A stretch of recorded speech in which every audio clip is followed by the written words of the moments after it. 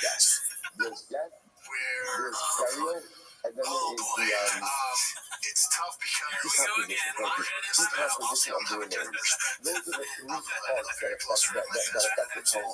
But burial itself really serves this twofold purpose of halacha again, the atonement, and also saves the family from degradation. Also, this is actually very important because this comes up, and unfortunately often, what happens is a family member leaves instructions to be cremated. Or even not as strong as that. Let's say they use instructions for above ground burial. Now, in general, there is a mitzvah to the Mekayim Divrei HaMeis. There is a mitzvah to uphold the last will and testament of someone who dies, but not when that runs translates halacha. So therefore, even if someone is to be cremated or above ground burial, if the family member has the ability to do what is right, it is an absolute service to the deceased. To give them a proper burial for the reasons we just saw before. Number one, the degradation to the family, and number two, the incredible kapara that burial affects for the neshama. All right, along the same lines. Along the same lines. Hespeda, Yaka de Chai Habe, or Yaka de Shli. I will say this is incredible tomorrow. Eulogies. Why do we deliver eulogies? Sending us this in notes. I open every single Rabbi with this. This is my that's so for the commandments is necessary. So you might ask the following question. But just like you, people take advantage of that. Not going to call me all the liars. I feel like secrets are coming. Happy to be a lot of the same liars. So I can get everybody else want to get something from this. Let's take a eulogy. Why do we do the eulogies? Yaka de Chai Habe is it in honor to the living? Do we say that what a eulogy does is essentially a eulogy gives cover to the family. Gives cover to the family that you are speaking about your loved one. That's good. Or Yaka de Shaf. Or no, it's not about cover to the family. It's about cover to the deceased. Also, like the gravity again, unable to stay serious. Like you're talking about him getting into these allegations, and you take a trip out of who he is. Okay. Not good. Right, not the move. Yes, what does it really matter? Yama, Lotus Begin Lahigabra. 77 years old. That's a giving an example. And really says, not one only. Also, too many. People say, I don't want any eulogies at my Rabbi. He likes this. Yeah, I gotta do it 5 more times. It used to It'd be funny if you're talking about something different. You can't do it in this context, especially not next to the thing of dip, rain, and whatever that means. Oh yeah, the shock. It's called shock. Yeah.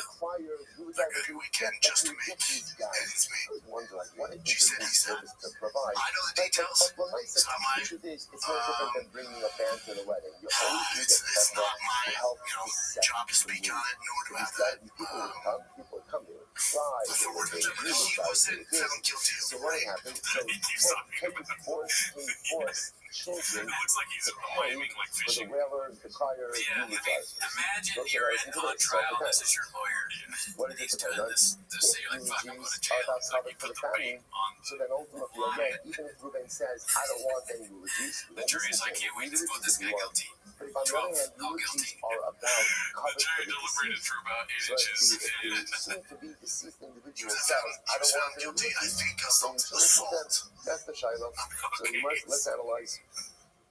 Touch my I mean, if the judge looks at the jury this way, they Oh, wow. and they laugh. This is such a beautiful Gemara. I've never been to Sarah. The judge is like, To eulogize for her and Judge to is like, cry doing for this her. shit, thinking about, he's thinking about fishing now. He's like, I'm gonna go fishing. I'm gonna have some time.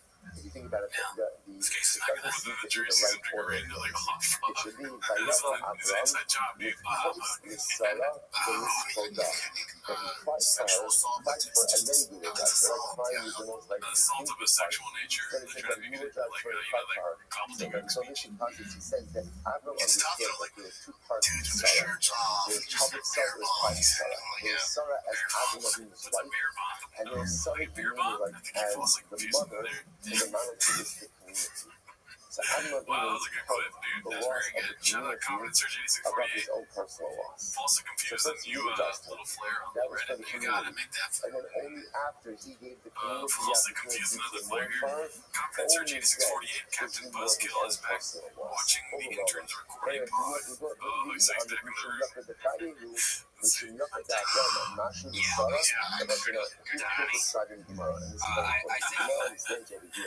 I Gosh, I the won't tell dove. myself. Yeah. Avram Just Avinu ominously standing with was us. not with Yeah, Sarah when watch she making passed sure away. they have good Right? Remember content. that Avram was by Yahuda. Sarah Avinu dies in Be'er Sheva. Right? So Avram dies. So Avram Avinu dies, and Avram Avinu was by Yahuda. So Avram Avinu has to come to Sarah when she died. So now remember, I sent you a link so now that means that they believe in the burial of Sarah in order for Avram to come and to eulogize. See, if you say, watch this, if you say that the eulogy is for the sake of the deceased, then I understand. Then it makes sense. Because it's covered for Sarah, but don't do it burial. But if you say that the eulogy is covered for the living, so because it's covered for Avram Avinu, because it's covered for Avram Avinu, that people should hear about his life, that people should talk about his life, and it's covered for him, we deliver the burial of Sarah, doesn't seem to make that much sense. We shouldn't yakar the chayu, we shouldn't yakar the Avram, Mashu, the Sarah. So because of the cover to Avram Avinu, we're doing the labor burial of Sarah. It doesn't make any sense. Because it isn't that because it says no. People say it's The like one of labor those burial shows that to Breaking give cover Bad. to Avram was covered to I Sarah. don't think Why? it's up there Sarah with Gufa Breaking Bad, but I Nechalei, think, Ki'ehi like you're saying, like if you're gonna watch one of the two shows, it might be too slow. covered to Sarah for Avram has covered. In other words, After the first season, even if you want to say that he really eulogies has are like not a for first the season dead, they shot it, like the eulogies are for the living, he's really like, the you know, greatest oh, cover and one could have given to Sarah Christopher, Emmanuel when he's was done the covered podcast, to her husband. The greatest nachas that Sarah would have would be to know that Avram Avinu was being treated Penguin's the best with one of love and respect. And he's on his phone just like he's on his regular show. There's really no difference between him watching your At the show end of the day, and being on the show itself. Yeah, the same thing. there's so much about like One type of way, I what think. makes When they were just doing like beautiful and you know, like in the office, they do like snap zooms and stuff that are going really quick. And they're just, when I'm you love and you just so care for weird. someone so much What do you think is that happening in his their brain? needs are Well, more before he goes in, important than meaning your own. why is he in the room? That's a I think he's beautiful, probably holy, like blissful he was on relationship. Golden You know, a Hour, lot of times and in he was like, marriage, "See you guys later. I gotta go out real quick." to do for the He's other. like, Like I'm happy to do for my I don't spouse, see this for as long as my needs are met. It's It's like just the funny. prerequisites to go. As long as I'm good, I'm happy to give as He much like leaves as because you he's gotta go get a big bowl or do. something. It's not really what You know, it's the guy about. you said that makes it. Marriage The medical thing, represents yeah, that you a level sure, of you know, putting it out for selflessness the good. that Yeah, you went to go get a big goal. goes above Right, and but beyond you're saying that the he's doing the Golden Hour and he expectations. goes into The another room to ability be to on put their show, another but they're in human the Golden being Hour room. above my Oh, they're in the Golden Hour. So know that as long as that other person I is agree with happy, this. Okay. I'm good. I'm good. So for Sarah Emmanuel, Graves what has caused you makes to not Sarah pay Emmanuel attention happy? to What was details. covered for Look it Sarah? up. Covered for Sarah was to know It's the same that thing as Avram was NXT. taken care of, even in Worse. death. Even in death. Right, Right? in Sarah my Emmanuel mind, would be happy in remember we death did knowing the clicker that thing Avram before. was taken care I of. feel like Such he's a outside the room. He's like, selflessness. I can give him When a it few comes thousand to views. marriage, that literally Walks again, in, Avram, your he's needs a are above big my. By man, the way, this guy. you should And then know on the title because of the it with reverse Brennan says Chop, love. he's What's just that back freaking texting. amazing? Listen, Yeah, it's all about Avram views is and like numbers. You're right. he He's doesn't a know. numbers He's guy. like That's so obvious. that's what he did. But Let's see. here's the matter. This one's Remember, posted by Avram wanted Frankie that children more than Rollins. anything. He finally admits to doing zero work on his cars, but now he's Avram alerting. never once First brought lesson, Peanut Brain demonstrates how to stand. Like, where did it come from? Who brought up that? The paint, Who brought the it paint up? up without a mask and gets cancer. Sarah brought it up. Okay. Avram never brought it up. It never came up. I'm an intern at Sing Motorsports. I've always paid other shops to mostly work on my cars, trucks. Bruno at Sigro Motor with Sig Motors. I will say Bruno Mars is the only mechanic who ever said, "Why don't you take the time to learn how to do something?" One of the best choices I've ever made. I love it. This truck is going to be badass. 6.0 fully fully built power stroke diesel engine, built trans, had PRP seats, interior, had built by Plan B, dash kit suspension, had kick shocks, engine with had edge products, comma, at blast underscore performance, and at Mike underscore no limit fab, no limit fab. Fabrication of the okay, good, the fab. By definition, Upgraded turbo kit, coolant stack with the best in the biz. Jake had designed .by.brand, exhaust and MagnaFlow, and all new brake fluid kit. Add power stop brakes, valve up down fast time. Okay, how much time is on the timer right now? This, you know what I mean? This is that's a lot of shout outs to you. And I wanted to ask you, and who's, I'll put this on a different post later in the show, but V'saktu lo kol What is Yisrael with v'kavros. all the shadows, V'saktu lo right? kol Yisrael v'kavros. Well, he's like a super big guy in the land, right? He loves getting tag even when he got his dog. So Torah says they Right? eulogize him, they buried him, He's a tag, because like the Chayehu, the company and that if you gave want to the say that dog eulogy treats is or about something. It's all merch and honor to tags the for him. living, He's a business guy Hanach and the marketing, Yikazinu, so it's not will love. remember when the brothers or the You're saying that family he of the Rabbi and loves the back were collabs. deserving of He doesn't covet. love collabs. So He makes because money. they put it as Yes, you know what I mean? Right. And it's the only industry that doesn't know how much of a fucking retag he is. Maybe.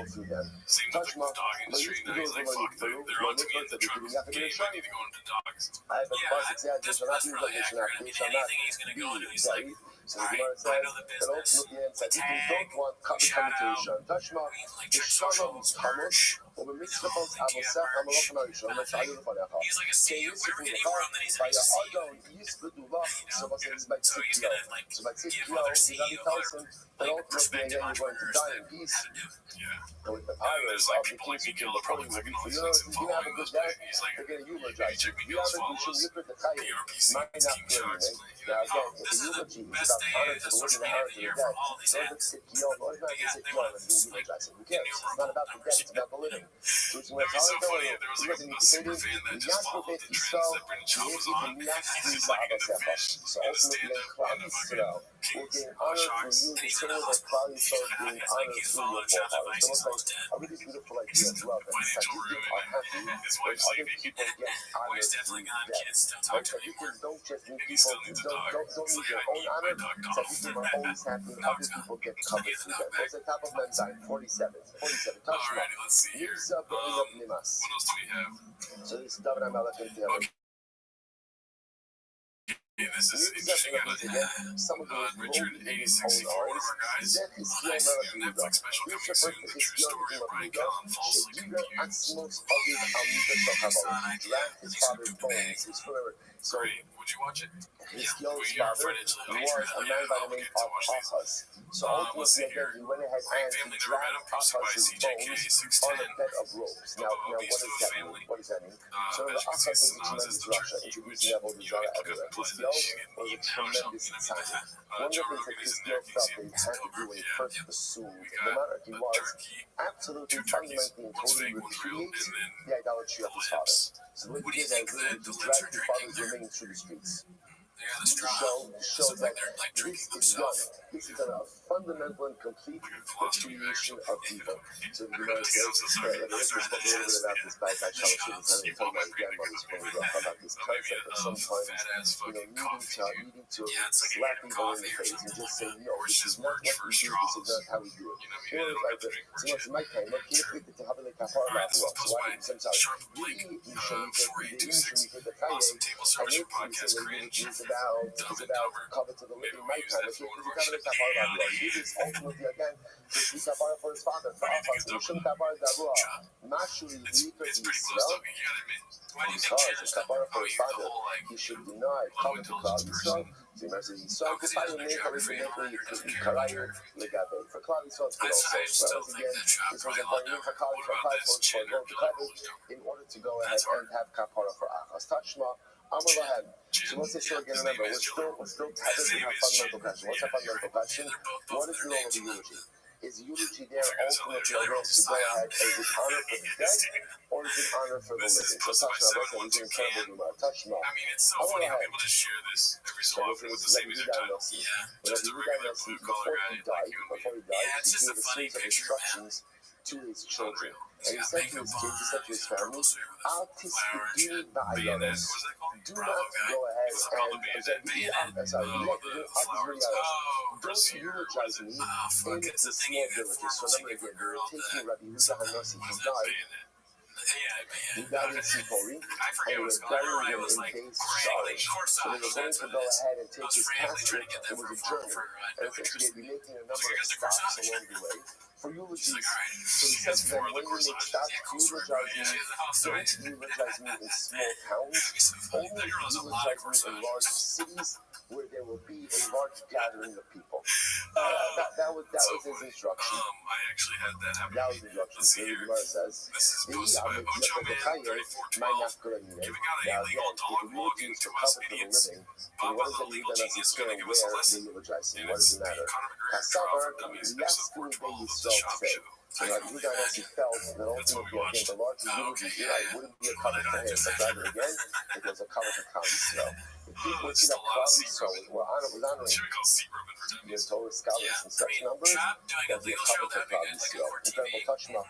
So much like that. And then with logo, so now our Mishnah. What do we know about Mishnah? Well, so Gavok is not allowed to delay burying the dead. Right? But if they delay burying the dead for the purposes of honoring the dead. For example, to bring a casket or to bring shrouds. 60K grand, Papa. Ain't no I got excited when I saw that Don't say title. you're not over. In Like other they're words, going to talk the only about time you're not allowed to delay burial is when you're just delaying it for some other associated reason. The reason of delaying burial is to give the mace even more covered, bringing shrouds, bringing a casket. That is going to be fine. So he knows that my lab L'Kvodo Shalos doesn't mean for the cover of the mace. No, L'Kvodo Shakai means for the cover of the living. Usually, L'Kvodo Shakai may not is Layla mace. So I don't know how to cover for the living, for the living burial of the dead. How does that make any sense? And we're not more of someone with lost already.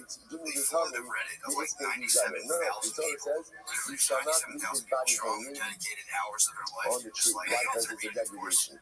So you see, any degradation is comparable to hanging the body on the tree. So the Gemara says, listen to this. Do me the time, you just can't use that. When are you not allowed to lay burial? And delaying will result in a degradation for the dead. yeah, that should be if you're there. It can be in Israel. I don't know if it'll ever be something like the shop level. Someone says, so it's interesting. If you, You're allowed to if go you're ahead you can and start on delay Reddit. this actually comes There was a up post recently on Reddit that said your Reddit's turning against you. And I was in like, a what way the fuck that did doesn't that mean? present the I think it was a desire comment. for the Yeah, dead. Again, but it's I was also like, all okay, of these things we'll are go also to very those. different in our Yeah, current not yet. circumstances. It's Listen, refrigeration. So remember again, in the times of the Gemara, not so long ago, before refrigeration, so leaving someone unburied for any amount of time, especially again during the summer, could really result in significant humiliation for the dead. So a lot of these things have changed. But the Gemara suggesting that sometimes we're getting this interesting interface between what's considered to be covered for the mace and covered for the living. Well, we're going to ultimately see that sometimes these things very much intersect. Watch this. Hey, we look at Mondo, L'Shamea Alav Ayaros, Rabbi Mekonos, Rabbi the Arvakation, and no over Alav. So let's say if you leave a person unburied, in order to give people more time to come to the Levaya, right? Let people know that so-and-so died, let people come to the Levaya, to bring, again, the criers, to go ahead and bring the casket, shrouds, ain't no over Alav. One is not in violation of Halanas Hanis for any burial. Shekala Osa, ain't no Ela L'Kvodo Shalos. Because once you advertise these things, ultimately they're going to bring them to the covered evidence. How can Kala Osa L'Kvodo Shakai ain't Kvodo Shalos? So what's what you really need to say is this. Anything that's done for the covet of the living ultimately is not a desire of the mace. In other words, there's an intersectionality between these two concepts about what's covered for mace and covered for kai, right? That ultimately, again, these things very much converge because if people are allowed to mourn more properly, then what? That gives greater honor to the dead. See, even if it turns out that we're delaying the burial a little bit, not a lot, a little bit, to give people the opportunity to mourn, that's called honor for the living, and it is translates into honor for the dead as well. That's what the touch not. But you know someone else says, you know, they're sitting up on the mace. This is fascinating. It is a good omen for the dead. So you're very nervous on the side, where something negative happens after the person dies. For example, so the Gemara says, Meis Shalom Mispa. For example, let's say you have someone who is not eulogized appropriately, or no mitbar, or sometimes someone who wasn't buried at all. Osha Chayav Goras, or someone who's dragged by a wild animal, also not buried. Osha Hayu Yishayin Nizalkin Amisaso, or was raining on the funeral of the earth. Zel Sinin Yaf Enemies. This is a good sign for this. I'm wondering, how are these things a good sign for this? Because he actually points out over here that what it means is that tradition is being exacted for the punishments of the deceased on his body here in this world, so that the Yeshua will not be in the have to places that you suffer see this stuff. So I think we're both in the same corners of the internet. I'm just watching like Brendan Schaub documentary. That's interesting. Okay, maybe I misread this middle guy. Might be a homeless Trojan horse. I'm just watching like Brendan Schaub documentaries. That right there's a coke blast. These guys know they just stepped into some murky waters. These Brendan Schaub videos had their boss literally hiring investigators and suing people on YouTube. I don't think he wants them promoted on it. Have spiritual baggage. And all of us have things for which we need atonement for. And when that atonement is exacted from us in this world, it means there's less punishment and less atonement in the world to come. So when I suggest that we have something now, obviously, that's a very high level, to reach. Shout out to Ben for saying Even if I can't, sometimes I'll say polite is about things that I know to be true, even if I'm not would you have the balls to do that, dude? holding there. Just yet. That's all I'm going to talk about. So the Gemara says, now, so what do you see from here? So the Gemara says, Shema Mina, you could have shakti. So what do you see from here? What did the Gemara say? What's the proper purpose? What's the point of here?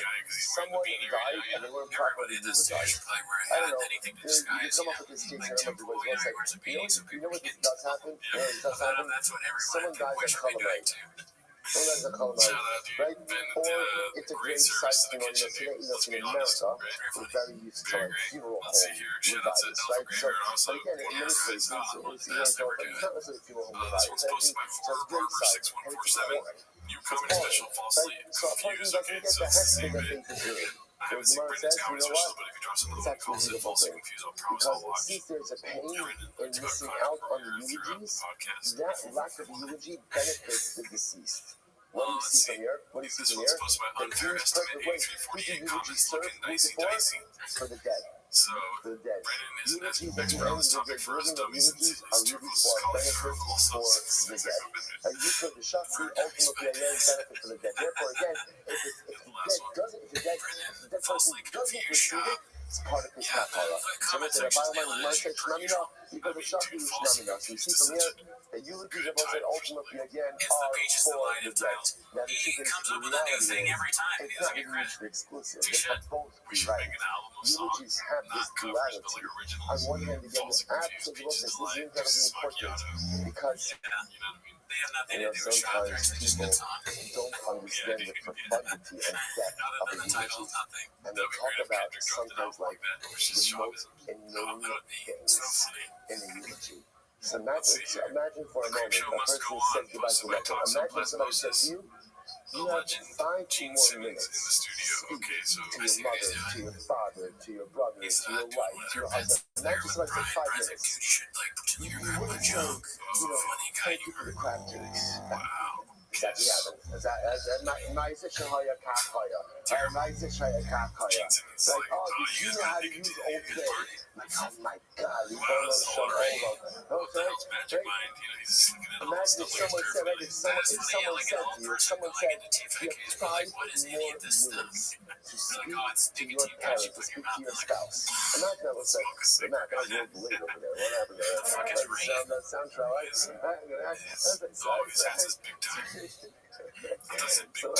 I'm just saying, think about this. Somebody said, you have 5 more minutes to speak to your loved one. 5 minutes, you and your loved one. That's what he is. That's what he is. It's not to paint the picture. People think like it's about a historical picture. Those are all very nice things. That's great. Like, you can post that on the Levinson's website. Right? All around the people can read that on your own. That's not what eulogy is. A eulogy is an opportunity, a last opportunity. The mace is right there to speak to the mace. Because in every single relationship, there are things that we wish we said that we never got a chance to say. Or maybe we didn't say it in the right way. Or maybe we didn't say it enough. And that's the power of eulogy. It's ultimately, again, it's for the dead. For the dead. Now, it also happens to be that it serves the benefit to the living as well. It's not mutually exclusive. But the essence of the eulogy ultimately is third dead. Right? Let's say like that. So how do you call them? Right, so let's remember again. Next part of the Mishnah was that they will not go ahead and bury the dead in the same cemetery. Right? It's not as executed by basically they were not buried in the same cemetery as someone who just died stunned. So you know it says the whole Kaf Rama. Why? Because it seems so severe, so severe. So why do that? The teaching Colvin was going to happen. Because we do not bury Rishon like this. This is a big thing. We don't bury Rishon, and it's the Lord's like, you say to yourself, well, come on, once you die, like death is the great equalizer. And the answer is no, it's not. No, it's not. The Sabbath lived his life a certain way. And the truth is, he worked really hard to live his life that way. And a lot of times, he didn't work hard. Okay, so you put yourself, the Sabbath is not very much, the Sabbath, because when you live your life a certain way, you're going to die a certain way. So you must know about how you mentioned for the rest of the Bible, having the way of Barry Shine, next to Sadiq and Shemar, by the this is wild. Okay, so listen to this story. This is from Rabbi, from the Moroccan days. Listen to this. So Joe is talking about Klal Yisrael was at war. They were at war. So what happened? So they were carrying one of the casualties of war. They didn't realize how to do it. And they saw the approaching enemy army. Approaching enemy army. So what did they do? So they didn't have control about it. They learned about it. So they threw it into the burial cave. Right? It was the burial cave. And it happens to be the burial cave that threw it into was the burial cave of the Navi Elisha. There was this. What happened? Now, Yaka is Fakos Elisha.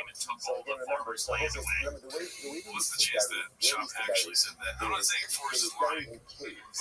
Right? Well, first they buried in the ground, and then after they would do, after the body decomposed, they would collect the bones. And you place it like in a catacomb, like in a cave. Maybe this and words of it. You do like showing outside. There's a moment where you just like, it's true story. So, it's like, on the other side of the road. Right next to the Hampshire Trevor is called the Kevin the Hudson very knowledgeable about it. This massive burial catacomb. So it's interesting is that there you can see they have like shelves, and the bones are pretty dark shelves where it's fascinating. So the guy's thrown into the burial cave of Elisha. His body comes in contact with Elisha. By Yakam al-Rakab. The man, like, so the dead man comes in contact with the bones of Elisha. He came back to life. So you know, now why did he come back to life? Why is he coming back to life? So apparently this man was a Russian. And he did not deserve to be buried in the same grave as Elisha. He was not buried in Shon next to Tzadikim. So America the third, he came back to life, walked out. So it's only a couple of them in the junior yard. We are Mishnah and we are so what's saying that maybe came back up. The point of the old died. So he asked for a bracha. So Elisha said to him, I would like to do family as great as you. I like to be double as great as you. That's what that means. Remember, Eliyahu brought one person back to life. Elisha said, I want to be double as great as you. So Elisha bring back to people for life. Now, Elisha brought back one person for life. Maybe this was his Mishnah. Maybe this was his double portion. Maybe this was the second time he brought him back to life. That's it. He helped you. What's the first one? He helped you. And you can say, yeah, I'll not have Hamad in the base of Allah. Here's the problem. It's true. The guy came back to life. Also, what happened? What happened? He came back to life. He walked out of the burial cave and he died. He didn't go back home. Like, he didn't go back home. He came back to life enough to walk out of the burial gate and then died immediately afterwards. So it's very much just like just like so by the way, how did Elisha get his peace married? How did Elisha get a double portion? When did he bring a second person back to life? I'm going to look around. Who was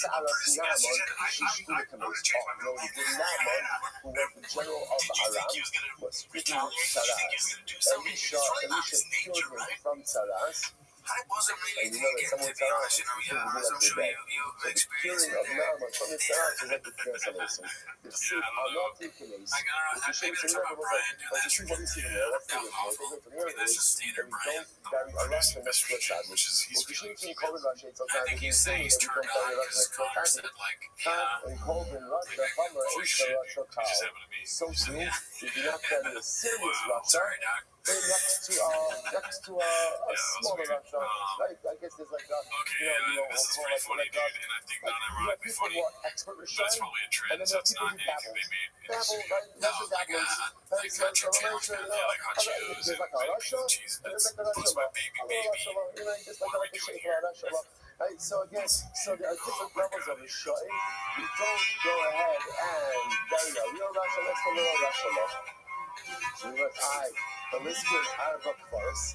So in other words, so maybe you should have a different cemetery for every different Nissan city, right? There's 4 Nissan cities. That's the greatest brand I've ever seen. Yeah, that makes me want to run that place. That was open. Let's do it. We have a tradition only. Come on. Tickle my past life, man. Put sugar on my dick and not lick. That's what I do, dude. God damn it. I'm sorry for saying that. This is posted by Big Daddy Kids. Big Daddy Kids. Always been a fan of Penguin Z in every facet. We still do not matter. He's getting a douche. Yes, which is something that, what's his name, Vince Muller, Wes Watson, there we go, Wes Watson. Something Wes Watson. I'm going to watch that video later tonight, so let's see here. Preventative medicine is for soy boys posted by Haphazard. We got along with this truck fucking shit. Let's see. I did my colonoscopy because I was like, I'm just going to do this. In the back of my head, I was like, oh man, I gotta do that. I was like, I'm just gonna fucking do it. Anyway, I did that, and then I went in, and I got it done. And the worst thing about it is, for me, you just get the day of, bro. You just don't fucking do it. Why do you get the day of? Nobody expects anything from you. Why? Well, what do you have a major surgery? I know, but you so you go in there. You go there like an hour or two beforehand. You're just chilling in the bed. They put you out. You do it. No, you're not doing it. Well, that's fine. It's what it is. It's kind of like he's saying, I'm also confused if I'm delayed. Like, are you saying you want me to stop telling the story? Are you out? Like, are you leaving right now? Like, are you leaving? Chop doesn't want to get a colonoscopy. He doesn't want to be in the hospital. Come out. Once something has been set aside for non-use, they put you under it takes 20 minutes, 30 minutes. Yeah,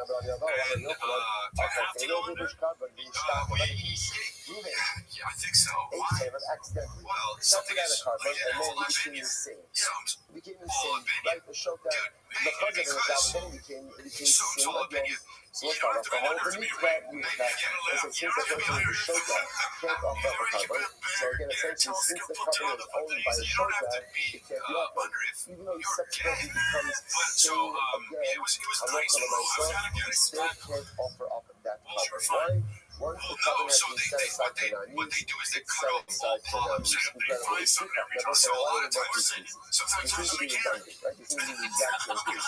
So why do I need both cases? It's three of yes, when I come I saw it would have just told me the first case ultimately again. Because I was sad. We should be eating up enough shit. We eat up enough shit. Yeah, that is. This is our business. This is our bread and butter. Okay? We can't have you fucking dying of colon cancer because you're an idiot. Go get a colonoscopy. That just happened on its own. Maybe he's like someone who's stupid. And I sound so I have a few questions. Your butthole is probably like a 87 Chevy. Sorry. This is like a fucking one. He goes to the buys his face before it gets cancer.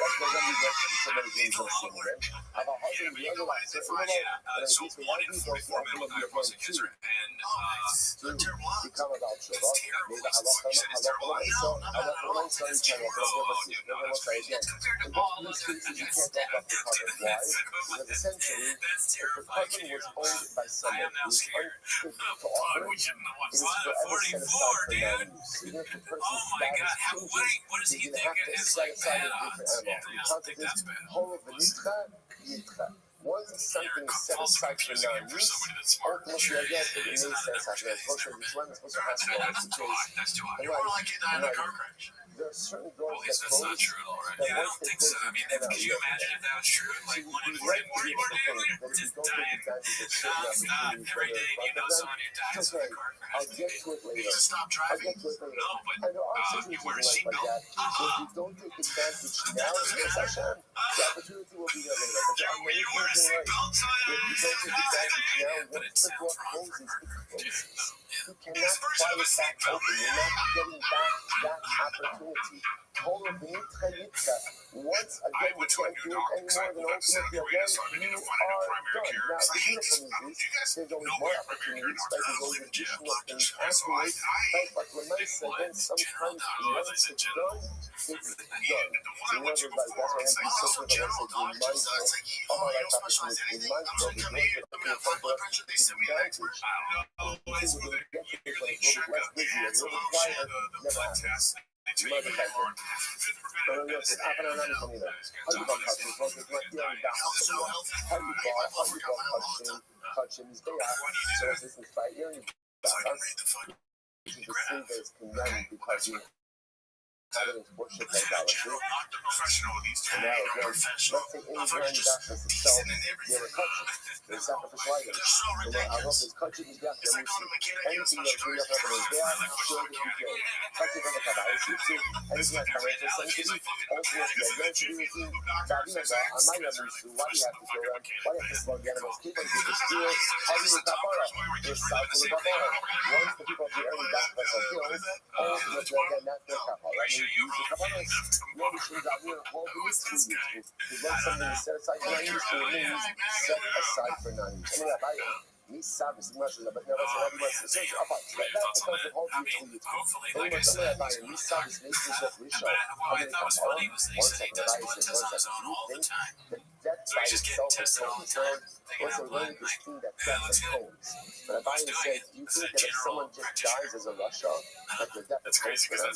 Much it makes me so rich. Well, I think I'm say, if a person is a Russia, and then he just dies natural causes. You might say, that doesn't provide atonement. This one's posted by Sorry Phone 1676. Papa needs to stop dressing like a 17-year-old. Pretty self-explanatory. You might have talked about that maybe, let's say Cohen. Cohen has a father and parents. And his parents went off together. His parents did not become you might have thought that Cohen should be McConaughey himself. Boys in the video. Because Hamilomar, Ba'amot. But also, my Sa'amot. Only when the parents are on the right together is it son who is Cohen is coming for those parents. That way you see the levels, right? You see them that are left back and they died. Isn't death Mechaper? No. Yes, what kind of death is Mechaper?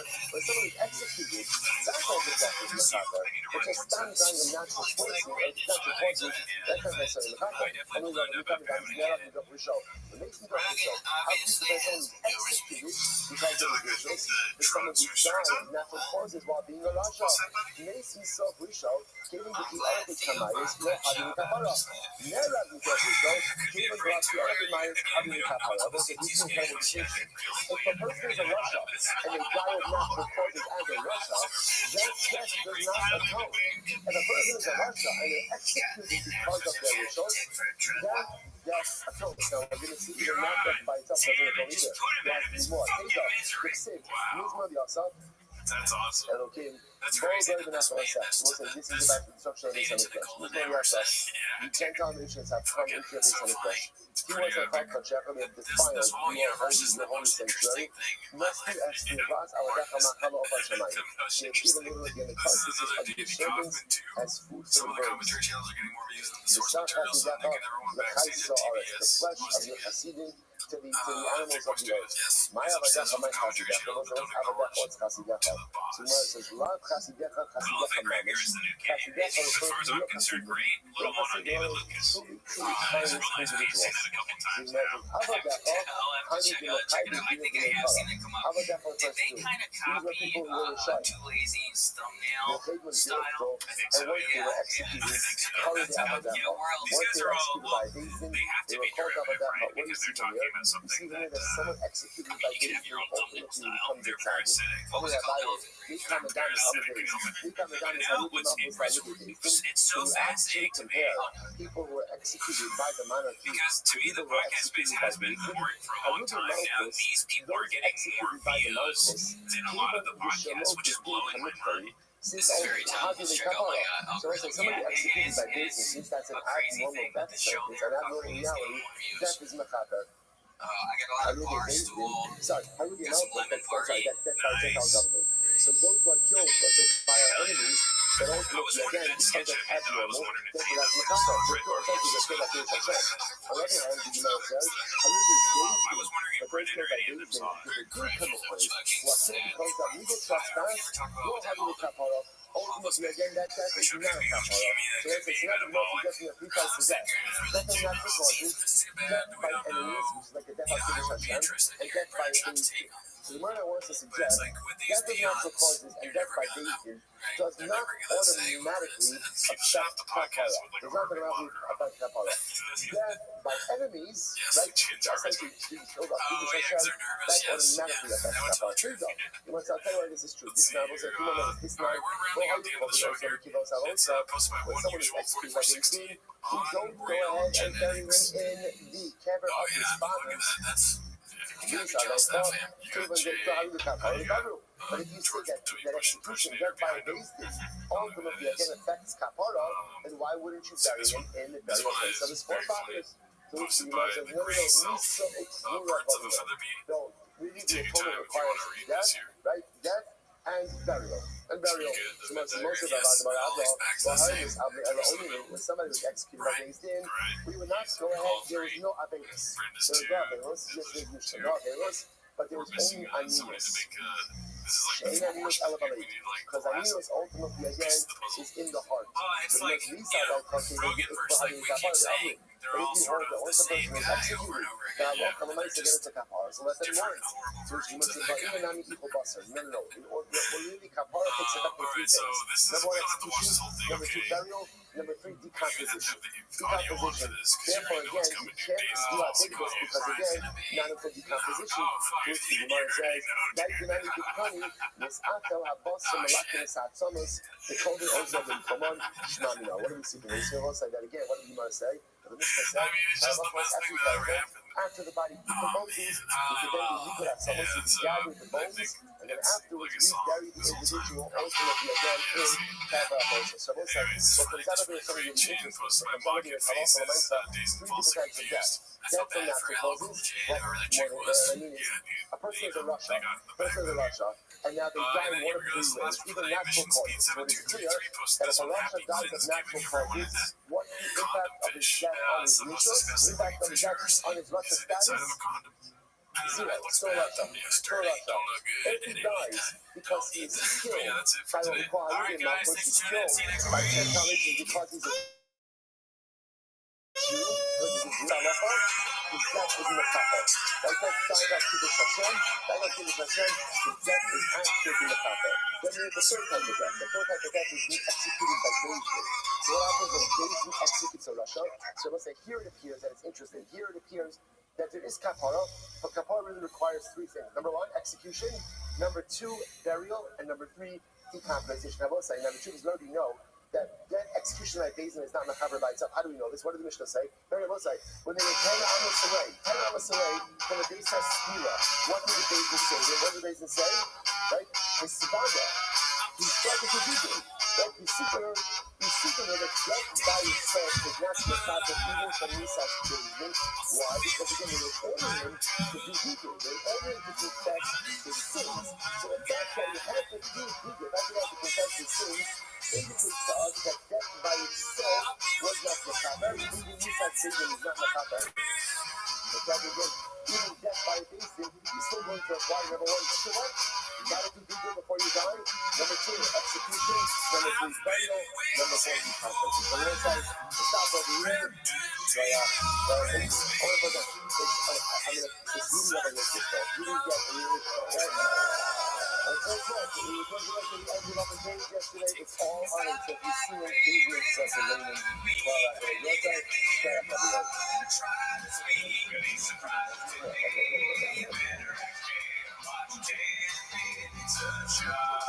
Welcome back to 10 Minutes to Shop. Thanks for tuning in. As always, join the Patreon, join the Discord, the Reddit, and all that stuff, you know.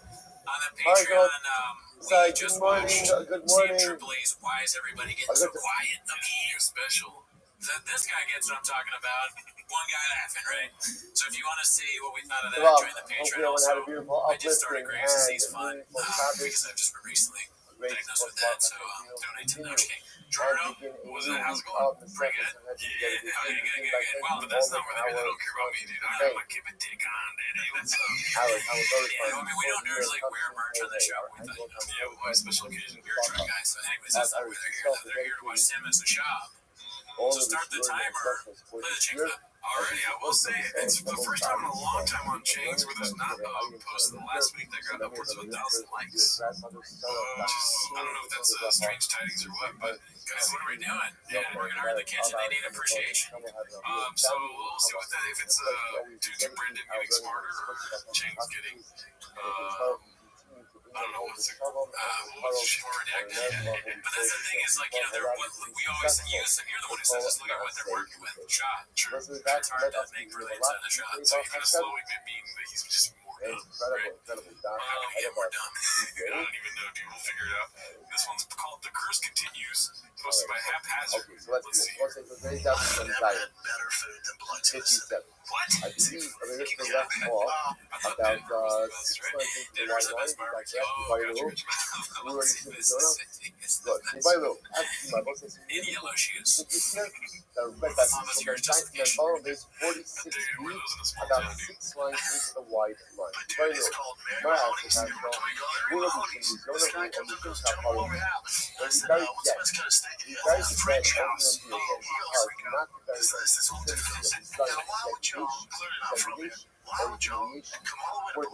very or is it because that burial affects the heart? So the Gemara says, burial affects the heart. It might not be, what does it matter?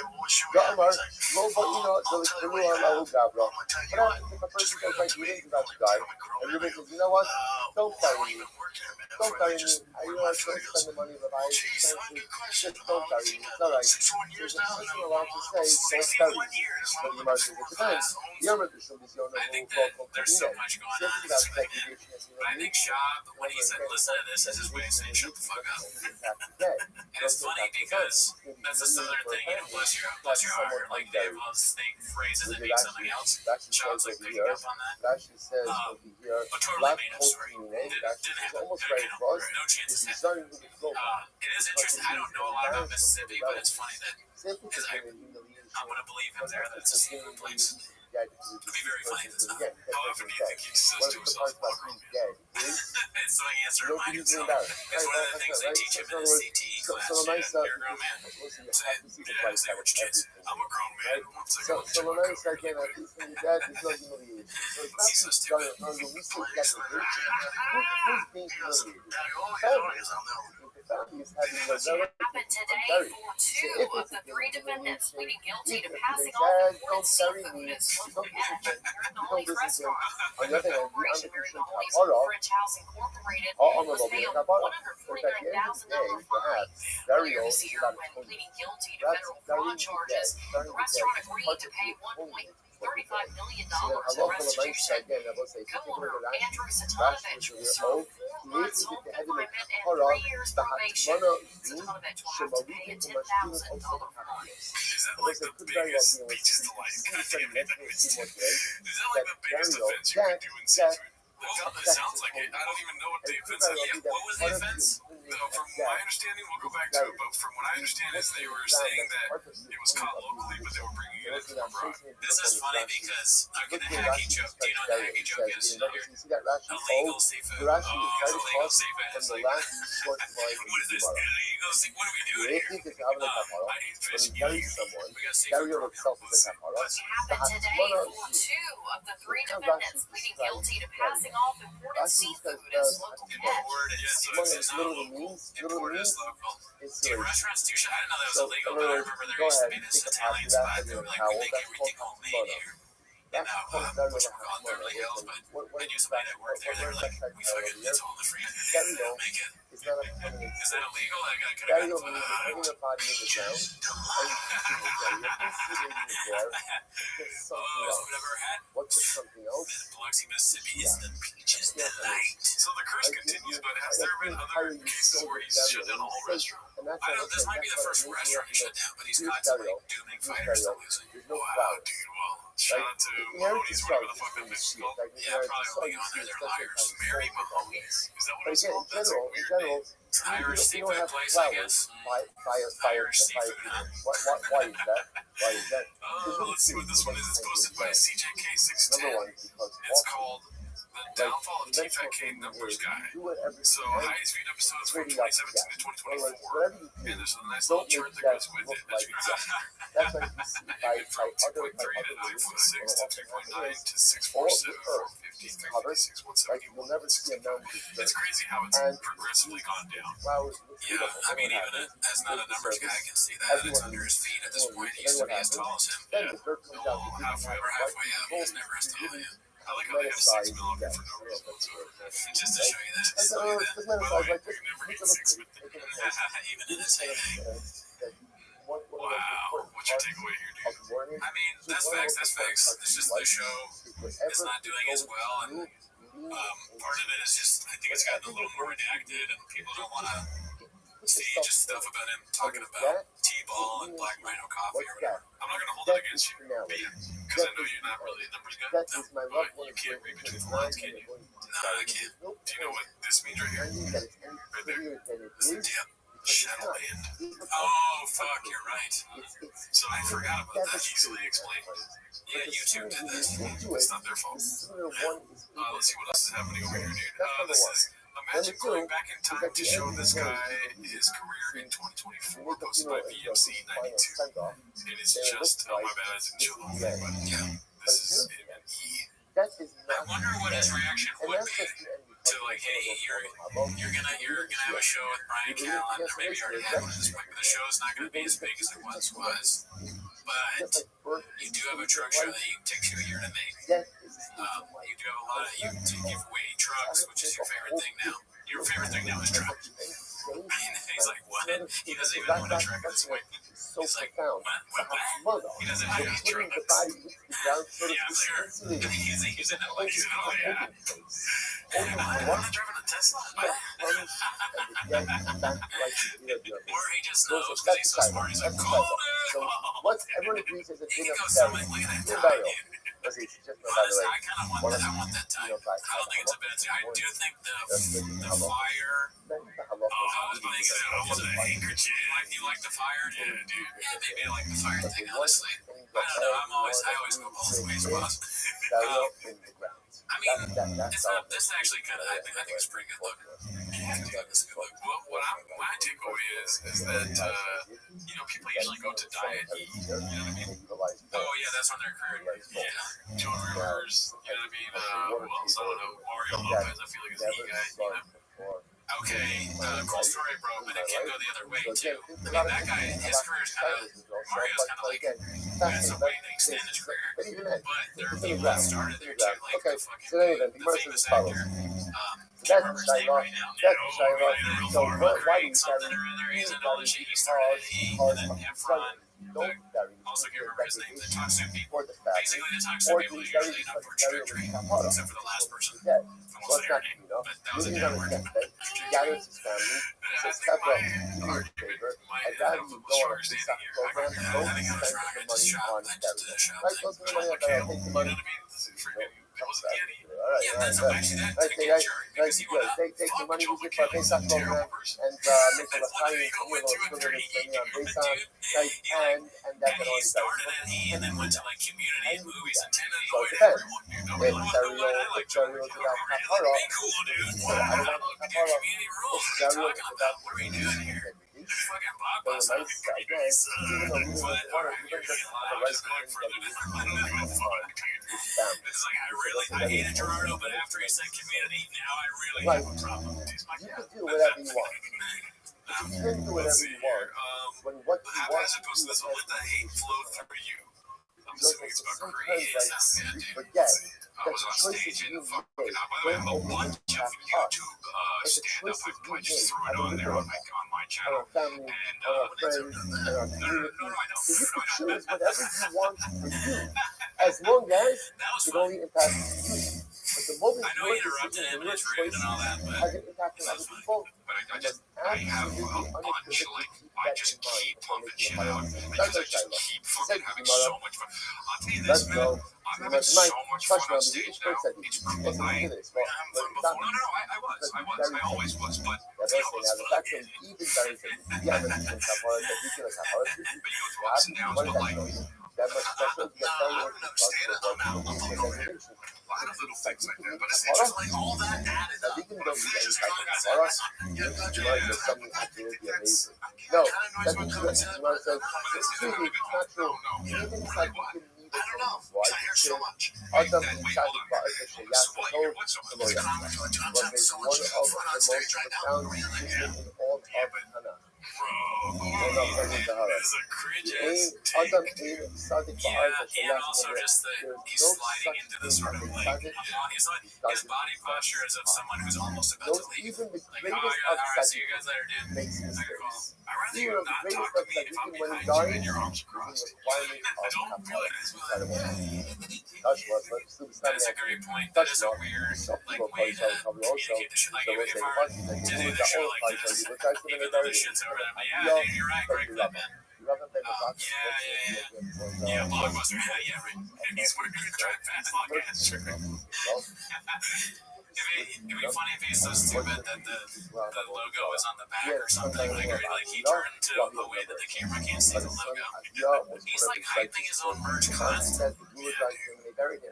That's kind of, if we write merch, we probably should do that. Right. I mean, I would probably do one to I'll probably get every show. I want, if we get merch, I want people to buy it. Speaking of which, I have got to go rest here. Oh yeah, fuck yeah, me too. Dude. Can I say cool if I go with you?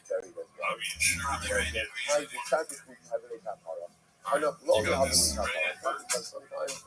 You Tzaddikim deserve kapara.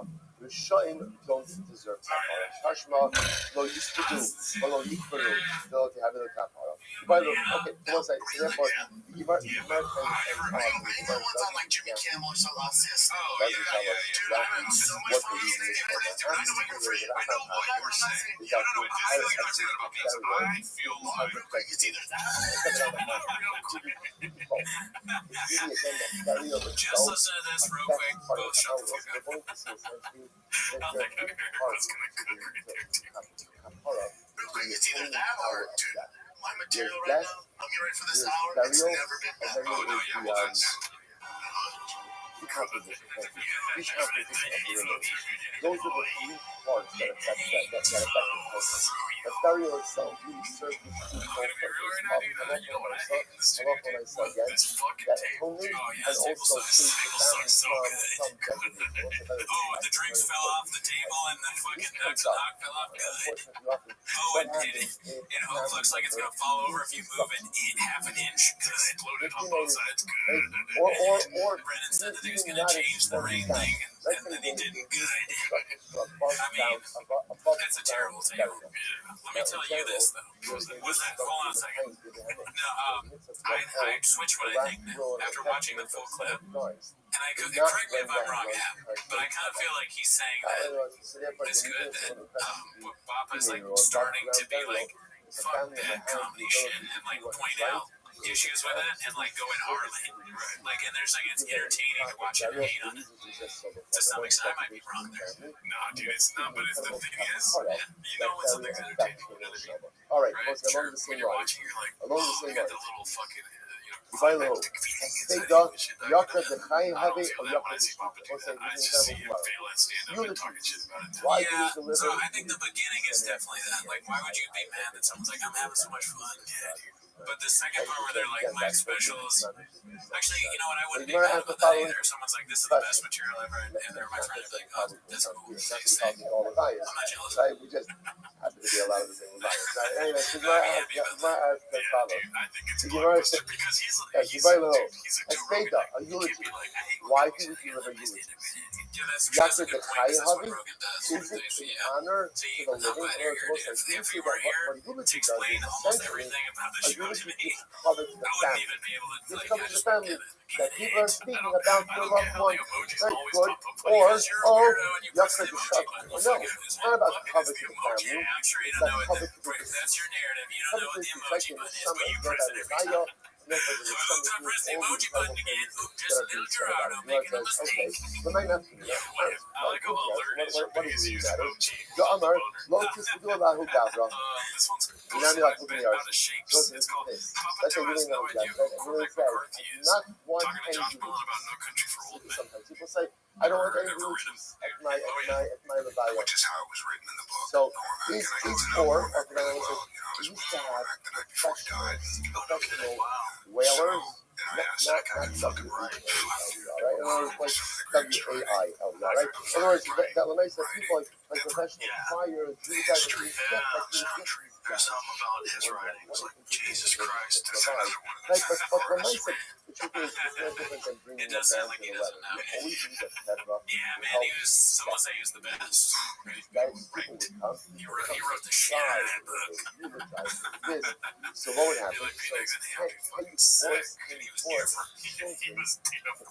I would die and ask him about his writing. Didn't want to talk about it ever. And then he finally got mad at me one day and he was like, I don't fucking know, man. I just sit down at the typewriter and call it. Like, what do you want me to tell you? Again, even if you don't say, I don't want those At 87 years old, relax. On the other hand, you would be But he could write. I mean, he had some, he was tapped into. They talk about a guy who just like, we're like the muse, and do you have a special place? And do you have this thing? let's analyze. No.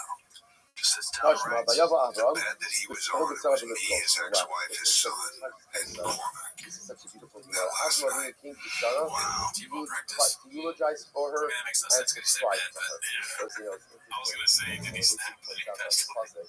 If you think about it, Thanos. doesn't seem to be the right Thanos. It should be Kayabo Abraham. Cormac? Josh Brolin. Sarah, Oh, fuck, dude. That went fight for her, fight for her, God and damn it. I was worried, like, Rogan, dude. That's another thing. I didn't even know it was Cormac. This whole time I've been saying Cormac. I'm shocked, dude. I'm shocked and Rogan in this clip. Public son is private son. There's Sarah as Abraham's wife, Always and at the there's edge of Sarah his bed was that typewriter that the he mother, used for the mother. 25, 30 years to write all those novels. And then he had one before that that was exactly the same.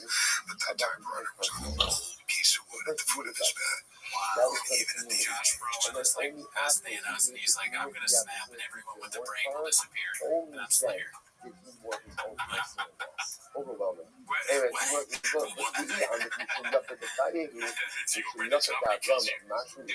you want to address that you're doing the shop bit? Oh yeah. I did the last episode too. No, I didn't even notice. I'm also throwing around the studio. Yeah. Did you get any comments on that? No, I don't think so. Everyone's people will congratulate me on quitting. You know, I'm saying it's very good. I'll start tomorrow. Start off when she died. Yeah, there's rare humans like that have that thing. Yeah, I just tap it. And they just tap into it and they just keep going. They get on that path. They keep going. It just keeps getting better. Just get better. It's funny to see like in a lens that he knows nothing about McCarthy, but probably. I mean, you know, I'm always like surprised by someone lying. Like, why lie about that? Very easy to be like, I've never read a Cormac McCarthy or Cormac. doesn't seem to make Yeah, that he much was a sense. human Listen, And Rogan seems like even I've read Mishum some of Yaakov the books, but Rogan also seems like a kind of guy that would be like, I have to read at least one. we're going to delay the burial of son. It Yeah. doesn't make any sense. I'm reading the comments here. There's something about his brain that's No. like, Jesus Delay Christ. the burial was covered to Avram. It was covered That to was been Sarah. out of shape. Why? Comment. Sarah Alright, let's see what else we got here, dude. Haphazard posted this one. It's called "There's Been Enough Horrible Specials of People That Shouldn't Have Been Famous." In other What do you words, think? Says even if you want to say that eulogies are not for the dead, but eulogies are I guess for the living, Brennan, yeah. Even though he was like, nah, that's he has no idea. But it looks like it's suggesting Eric said it. And it's the one time I'll believe him because he knows a thing or two. the greatest knockoff that Sarah would have would be I know I'm fine. You know, hilarious. But it's like, and I realize like that's not the thing that they want to take and put on television. Or right, whatever it is. Right? It's gonna be some weird narrative now. It's so much. I think it's going to come back with it. It might, I think there's been enough horrible specials and people that probably should have been famous that they don't want to offend anybody. It became the don't offend people culture. They're so worried about offending everybody. There should be a place for it. What I'm saying is, anyways, what I was originally saying. A lot of times in marriage, Who was he talking about? I wonder. I hope it's not our girl. As long as my needs are met. As it's like the two records. As long as I'm good, True, so check out the Patreon for that. Just that was a joke too. Yeah, we will. Same. Yeah, watch Patreon. It's a one lot of my of favorites. selflessness Great guy. Never met that him. Never did. really This is a lack of respect for the art the form ability to of put the another common human being law. above my own. I was saying, There's only one please other be person around, like, well, because they don't I'm believe just it's sorry, sustainable. what made me sorry and what was covered for Sarah? Commies Covered are for not Sarah killing on was its no, own. They don't believe the problem because was taken care they've of. oversaturated it so much. Right, Sarah That was they acting that knowing put so but much having the goodness. horrendous So garbage when it around. comes to marriage, It's like literally again, Avram, your We're not needs ready are above my. And by the way, to put out a just know cower. They because put the out reverse so as much well. on HBO Just and like Showtime and Netflix. They put out so like well. heroes in marriage. Let's toss myself. Heroes in marriage. Remember, Avram wanted that children more than Is he anything. going to stop? Sarah was Sarah. She couldn't have children. Avram never once brought up the idea of taking a second wife. Who else do you And think where they're did it talking come about? from? Who brought up the idea? It's hard to. I think they're Who brought it probably up? talking about people Sarah that brought it up. aren't in their Sarah brought it up. Avram their side of never the brought it up. companies. They're probably It never, talking it about never like came up. It was never a comics or something that have specials that we don't even know about. Yeah. Why? It was on Nate one time on Netflix. I'm like, what is this? I mean, if they saw Nate, they probably are talking about Nate. Choice between Sarah's That shit feelings was and trash. children. Yeah, that was terrible. We also watched that on Patreon. It was so bad. Yeah, There's a a choice lot of big between dicks. This was Sarah's posted by Busy Middle happiness and my 8108. future. It's called Papa Just Goes Part 2. I believe there's a Part 1, but this one got more likes, so watch this one first. Let's see. Don't get it twisted.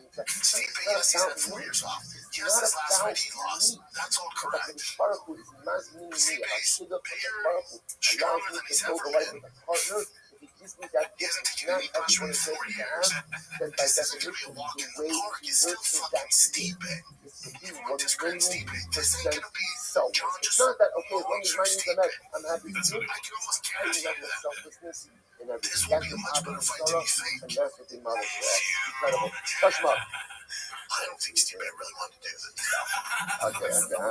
I don't think he did. All right, it's too good. So I know it's not my fault. It's not my fault. You put this like let's make you guys. Let's make you here. It's too good. All right, let's go. Touch them up. The subtitle called Israel. Sorry, quick stop. The subtitle called Israel. The cover also.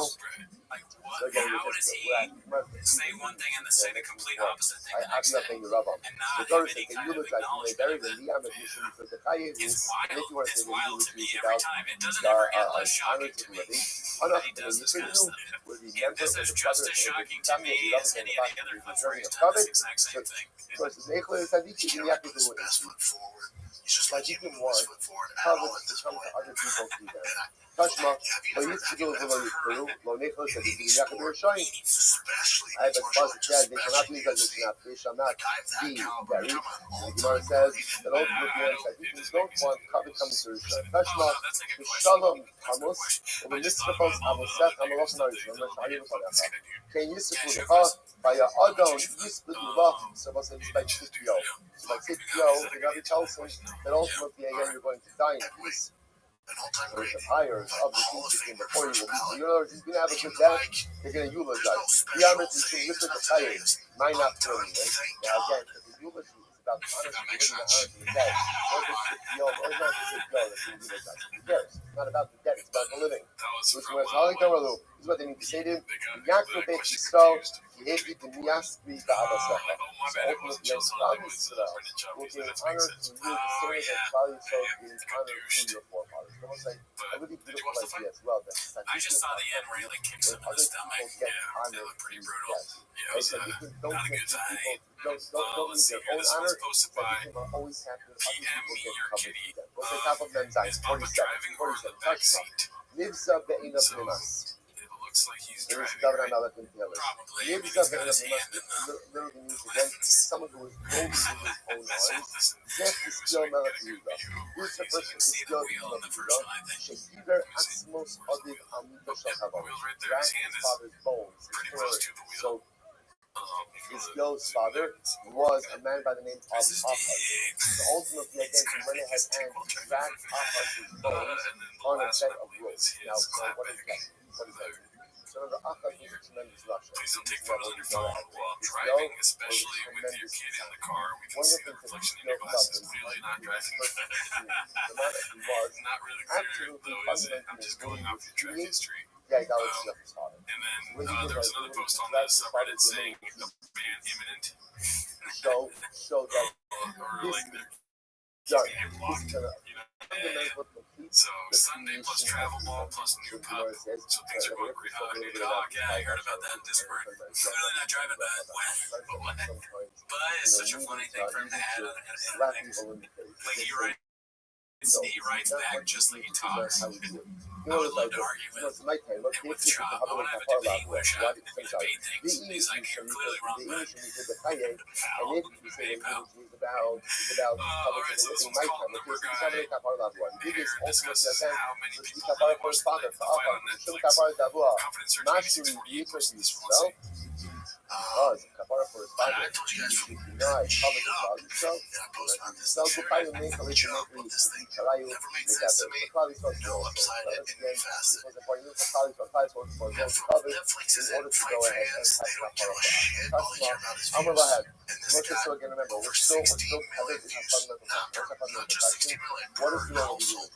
Is eulogy there So unless you're some weirdo living by yourself or dead, or is it honor for the living? The question I'm 6 looking million at per is household. touch Dude, about. like I'm you gonna can do ahead. 6 million views in one Like, house. if I don't know you how guys the fuck know, you about like, that, you dude. guys I know, had it on before 6 he million died, before he streaming died, services. he had a I have 6 series million tabs open in my phone. That's what I'm saying. And he said to his kids, They're all watching the fight. Artist Sabini What the fuck is he talking about? Do Do not you think go any of ahead the producers were like, oh, sorry, he had don't I bet he was like, he was gonna say like per capita or something like that. And he's like, wait, I don't know what that means. Fuck, per house. That means 6 million per house. and they were burying him in base shards. So they were going to go ahead and So unless you're some weirdo living by yourself or in this Netflix, and there's a lot of young men out there who hate on that, but most people have families, friends, so times that by at the very least probably 3. You mean people like sharing an account? No, like so if you watch at my house, I have my father on my man. I don't even know anyone is trying to figure out what he's saying. So when you said that, nobody gets it. We all get it. I do. What is it that us It's like dumbass. so times that 60 million by at least 3, maybe 4. So I was doing the math. Somebody's furiously typing away. I'm trying to do a timestamp to take this out of the show. Maybe 4. The fastest typing on Twitter. That's the BD guy typing up his recipe to get an account. By the way, shout out to everyone that comments on the videos. There's one that was like, that horrendous noise, by the way, is like the mic squeaking. I think Hap shared that in the Discord. Yeah, dude, hilarious. I just love all the squeak sounds that come out of Thick Boy Studios, dude. The best. The best of squeaks. Let's see here. This is posted by Sergeant Slice. It's called A Homeless Cat Just Showed Up Under My Deck. First thing I thought of was this sub decided to bring it inside. What should I name it? face. Hard No, for me to think the homeless kids photo don't shall matter find. when this face shows up on a camera. I already brought it in. Trying to socialize, maybe either take it myself or adopt it out. What should I name it? Doesn't matter, it's a good name. On On the count of three, let's both say a name, but you don't say it doesn't matter again. No, the Torah says, Okay, so you you ready? shall not leave his body hanging. 1, 2, 3. Peaches don't like. Why? Because it's Whoa. a degradation. Okay, peaches So we don't say like. any Peaches don't like. That degradation tank's good is too. comparable to Peaches hanging is the a body good on a name. Yeah, tree. peaches So is a the good name Gemara for a says, cat. listen to Yeah, this. shout out Give to me that the Torah cat, that dude. is I hope you have a great life when with your are new you owner. not Good allowed job to for lay her. down? Good thing to do that. But the Nice. rain will Let's result see. You're always in happy to see degradation people of call the him dead. out. Posted by Clam Even Digger 37. the rain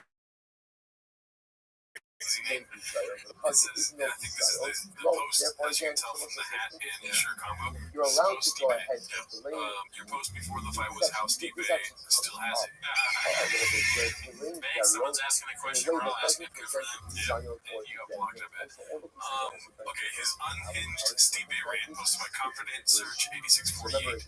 I'm assuming it's some of what we already saw. Okay, let's see. He said this. Stipe's not a guy that, asks for the mic, doesn't like cameras, he's a family man, he's a firefighter. Sorry, he maybe is, but I was thinking firefighter. Is he a firefighter? Well, Okay, we're cool. getting this- Okay, we're well, getting I'm just like, that just made me laugh. I thought he What's just considered completely to lost be his mind. public Oh, no, release, he public fights fire. release. Okay, good. Or Great what guy. else you can see is that sometimes So is this very he much goes, in yeah, I'm this done, thank God. when you read the photo, the Shamea Allah Ayaros, the Habib Makonos, the Habib Arvikasis, over Allah.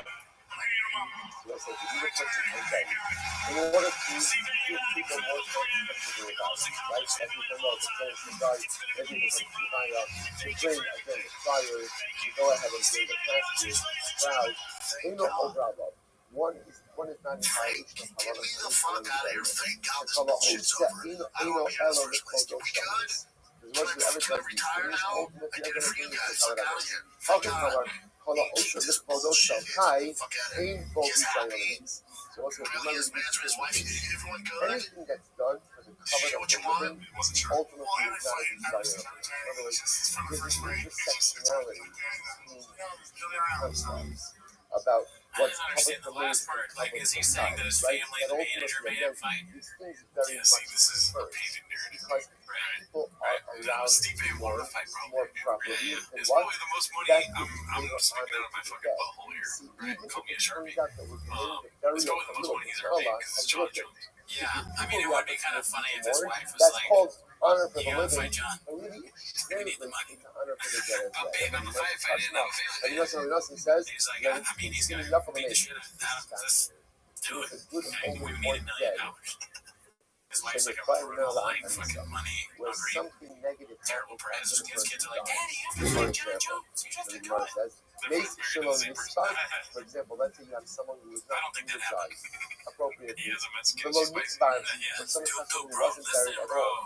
Oh shit, Chaya Goras I sometimes is worry about dragged you. by wild animals. This one's probably the first pop. Oh It just shit, Hayu goes. Bishamim It's South probably posted by Busy Middle 8108. Let's see. Zel Tell Simmons that song is the Rock best. So, so he's an ass and all. Yeah. You know who Tom Aspinall is, right? Yeah. Heavy, former world contender, heavy middleweight. But yeah. Oh, wait, whoa, heavyweight. What am I saying? Heavy middleweight.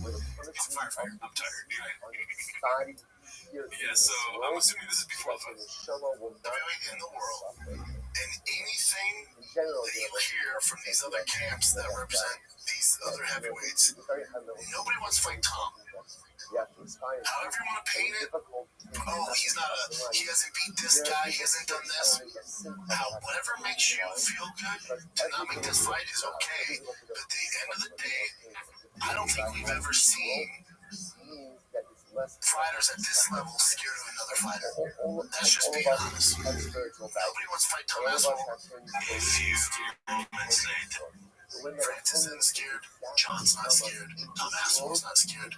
No fighter in the UFC, hate to tell you journalists out there, is scared of another man. What the fuck, dude? His brain is not working. That's crazy. Even if I can't, Like, sometimes and so much Italian. You said the opposite of this. Usually we laugh really hard at these. That one was ridiculous. I think back to back, it's like, God damn. I'm always surprised. I'm even more surprised. Incredible. All right, so the Gemara says, Maybe they took out some context where he's like, listen, now, last week I so was what do on you see some here? bullshit, but here's So the my Gemara thoughts says, now. Shmamina, Yeah, I doubt it. So what do you see here? What did the Yeah, Gemara say? kings can always edit and stuff. Like, we Someone both have the died fish and they weren't properly euthanized. You know, we just I come don't know. back to You can come up with this case, and everybody's going to say, you know what this does happen? Someone dies on Shalomite. It's fine. Someone dies I on don't get your Shalomite, content. right? At least Or talk to them. it's a grave site, in America, That makes sense. it's very bias, right? So, and again, in many places, That's your it's takeaway? not necessarily funeral home bias, right? Yeah, that's crazy. It's grave I site. hear one guy say like, whoa, It's Taurus, right? So a person doesn't get the hesed that That's they so deserve. crazy. The Gemara says, It's you just know what? that over and over again, That's isn't it? beautiful thing. He just says one thing and says the exact opposite thing in the next one. Out on the eulogies. Alright, so let's see this. Let's get off Papa for a little bit, dude. This is Confidence Surge 8648. Posted this one. Chin doesn't like the vibe. Who do eulogies serve? Who's it for? For the dead. For the dead. Eulogies at the end. I was gonna make a. Oh, I cracked this. I cracked this filter. For the dead. I did. Because the Yeah, shot I was the gonna make a ultimate filter, but benefit no. for the dead. Therefore, again, if the dead person doesn't receive it, it's part of his kapara. So listen, the bottom line, Gemara says, Shmamina, because the shaki is Shmamina. So we see from here, the eulogies that will say ultimately again are for the dead. Now the truth is, the reality is, it's not really mutually exclusive. They come both right. Eulogies have this duality. On one hand, again, you have to this is incredibly important. Because he can't put the producer chair away, you know. He's a producer, whatever he is. We're not gonna get the smoke out. There's no way to get it in. I like to think that he's like a really good producer, but he's like, don't you dare to be before that door. I want that fucking mic stand squeaking. It's more authentic that way. Imagine somebody said to you, you have 5 more minutes. Forget, we're To good. your mother, This is to your T-Vac father, right here, to dude. your brother, to your wife, to your husband. Imagine somebody said 5 minutes. You wouldn't say, you know, thank you for the practice. He's pulling it away from Like, oh, did you know how to use Old Bay? Oh my God, Ribono Shel Olam. No, it's all right, right?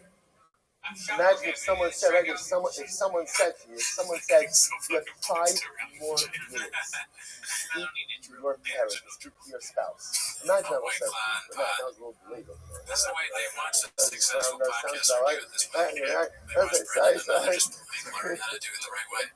So I'm just saying, think about this. Somebody said you have 5 more minutes to speak to your loved one. 5 minutes, you and your loved one. That's what a eulogy is. That's what a eulogy is. It's not to paint a picture. People think like it's about a historical picture.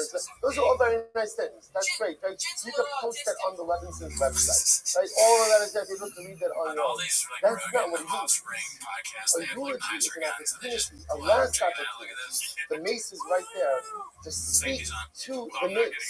Speak to the mace. Because in every single relationship, there are things that we wish we said that we never got a chance to say. Or maybe we didn't say it in the right way. Or maybe we didn't say it enough. And that's the power of eulogy. Nuclear Dishon, it's ultimately, again, it's for the dead.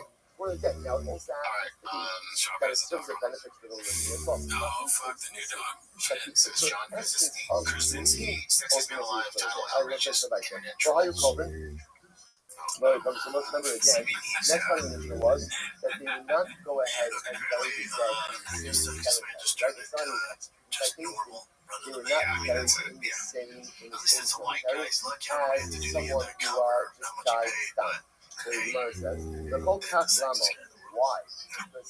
This is a white guy. So severe. So why do that? Because he's been totally referenced that.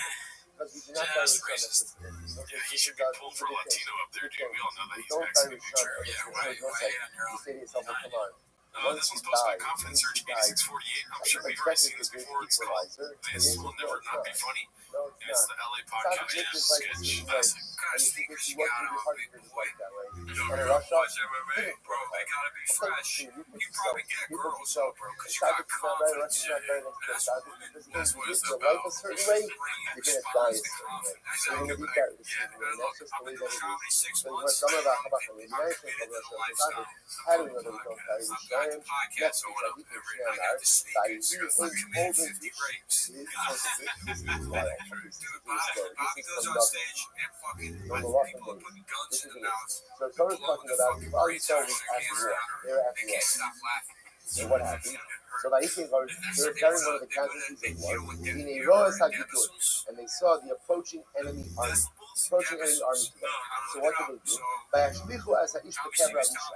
So they didn't have time to throw the body. They buried the body. So they threw it into a burial cave. Right, threw it into a burial cave. It happens to be the burial cave. They threw it into the burial cave of the Navi Elisha. Get ready for this. Those that get ready for this. What happened? Vayaga Ish Ba'akos Elisha. So again, remember, so also, the way the they were buried in caves. Right? Well, first they buried in the ground, and then afterwards they would just after the body took home, they would collect the bones, and they would place it like in a caravan, like in a cave. Maybe you see this on the website. Maybe that's shown outside. Where's the outside? Yeah, that's right. Well, it's like so fucking high. Like, right next to it, they have to be careful. They had the close to Which is massive barrier. So what's interesting is over there you can see they have like shelves, and the bones are placed on shelves. That's fascinating. So the guy's thrown into the burial cave out of his body comes in contact with Elisha. Vayaga Ish Ba'akos Elisha by Yakam al Ragel. You know, make this up. The man, right? So the dead man comes in contact with the bones of Elisha. He came back to life. Came back to life. So let's say now, why did he come back?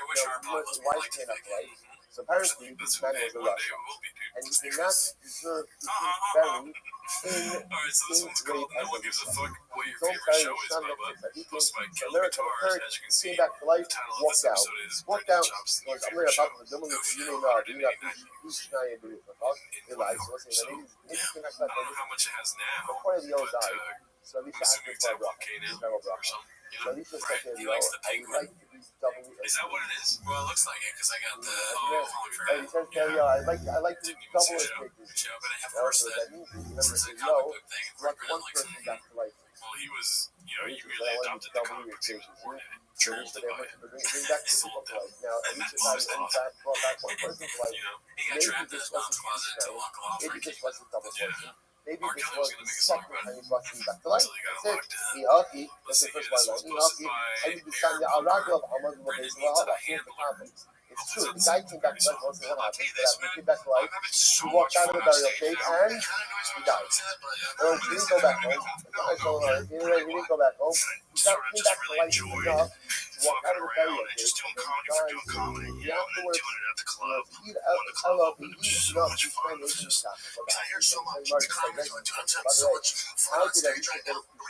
how did Elisha become a person? When did he bring the second person back to life? This is such a fucking joy to be here all the time. I know what you're saying. I know what you're saying. Yeah, I know what you're saying. So much fun. It's either that or, dude, my material right now, I'm getting ready for this hour. It's never been better. Oh, no, yeah, hold on. I've seen your set. It's really funny. It's tight now. It's good. It's like I'm pretty happy with it. Really, dude? Oh, really, dude? Wretched.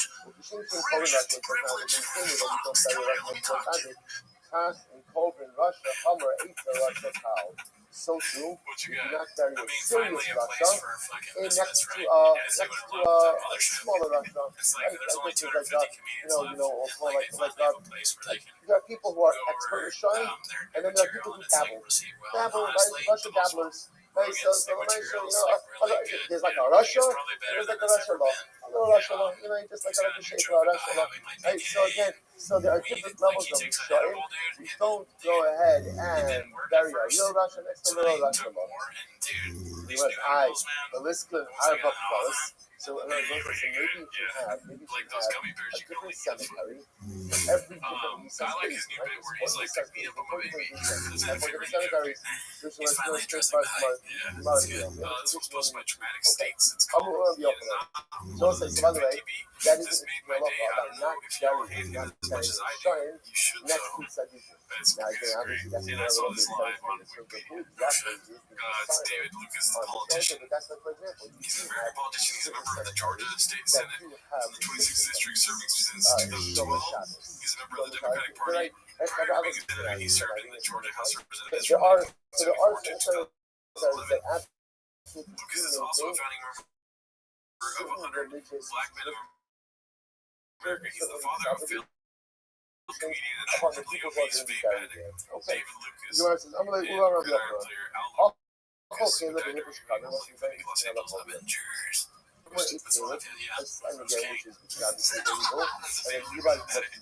And separated out the carbon, then dropped off the carbon, and then what happens? They give me that, and then Joe201 posting poor Theo figuring some stuff out. It looks like him and David Spade are starring in Bus Boys. They're adding a new project to the place with the buddy comedy Bus Boys. The pair wrote the script. How are they going to be in it? Or they just wrote it? Well, I hope whatever it is, he figures it out.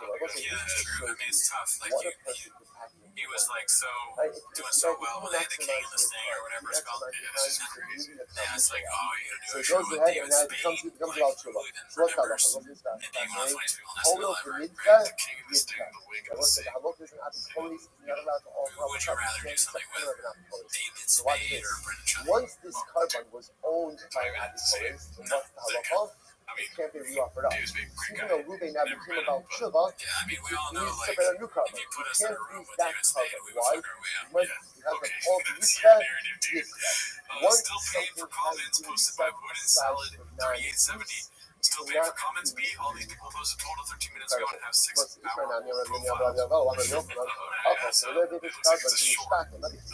The first one is, your videos are a treat for the eyes and mind. separate out of Evan carbon, Brady and then D. became He's sync. posted this. The Became quality is sync, top right? notch and To the show that presentation of the information carbon is is not professional. anything, Thank you so much. sync This is again. the difference between What's his fans and our all fans. beneath that, Yeah, our fans are almost cats. Most dudes love him, right? His So again, fans essentially, since fucking the carbon was owned by patties. Soka, He's like, even though he subsequently becomes sucks sane for us. again, That's what I I don't gotta do. myself, Yeah, he's still like a famous can't UFC offer guy. up that Dude, carbon.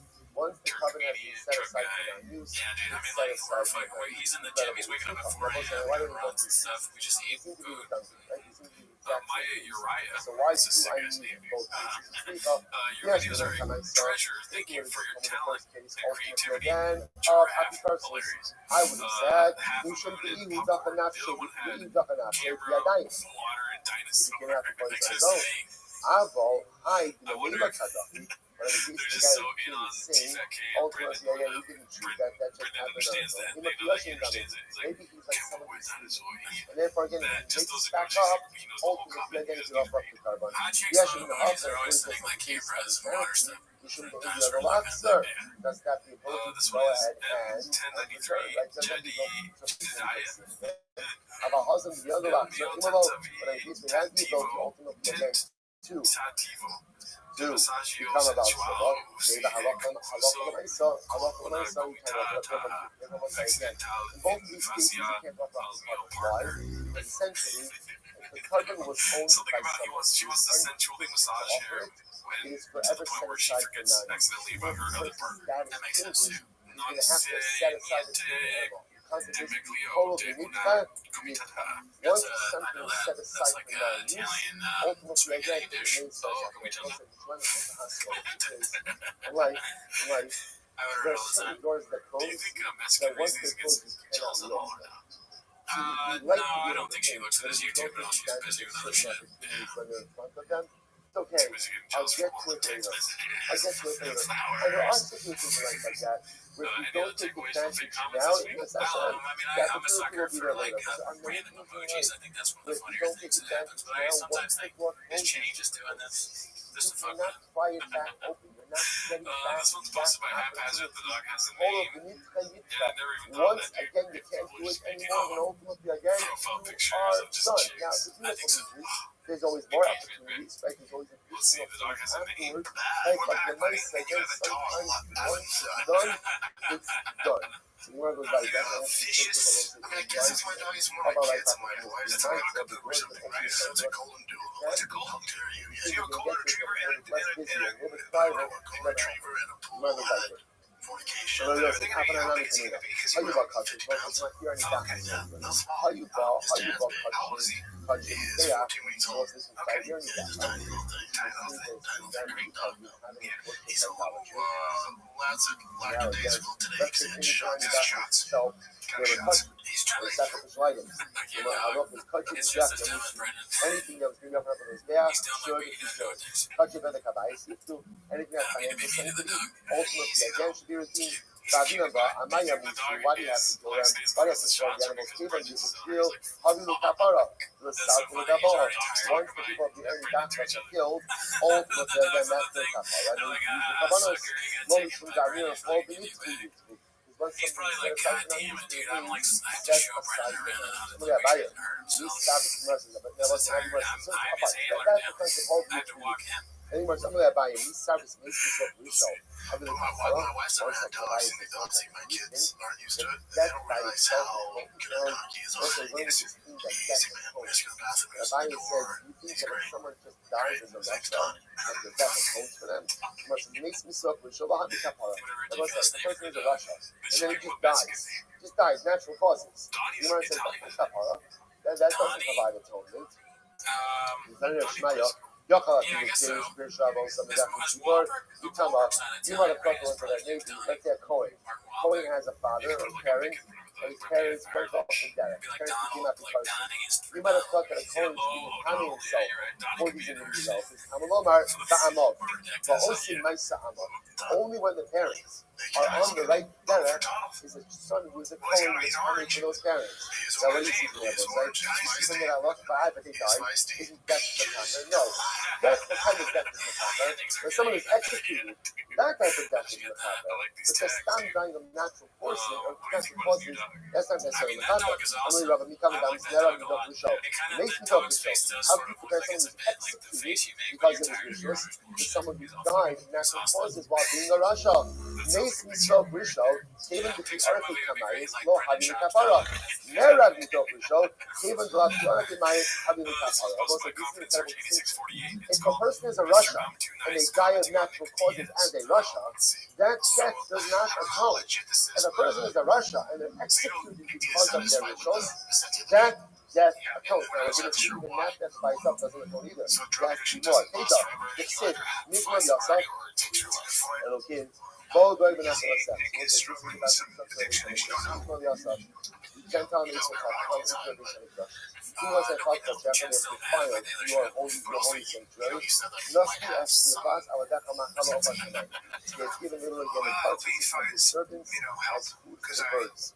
He was one of my favorite. What I would do, call him the flesh of the Hasidim to the animals of the earth. My Avadacha, my Hasidah, Gemara says, love Hasidah, support. Yeah, trying to help him out. As I mean, truly kindness individuals. Avadacha, kindness in the high beginning in color. Avadacha first two. These are people who were recited. They paid with the Ikdol, and once they were executed, part of the Avadacha. Once they were executed by Bezdin, they were called Avadacha. What do you see here? You see here that someone executed by Bezdin. one of my favorite fighters. It's just so Harugi Malchus Harugi Bezdin. Can you actually compare people who were executed by the monarchy, people who were executed by Bezdin? Harugi Malchus, those executed by the Malchus, even if Shalom didn't commit them, how do they kapara? So somebody executed by Bezdin, this guy's an abnormal death sentence, an abnormal reality. That is Machaber. Harugi Bezdin. Sorry, Harugi Malchus, that's by 10,000. So those who are killed, let's say, by our enemies, that ultimately, again, because that's abnormal, therefore that's Machaber. They're essentially killed by Hashem.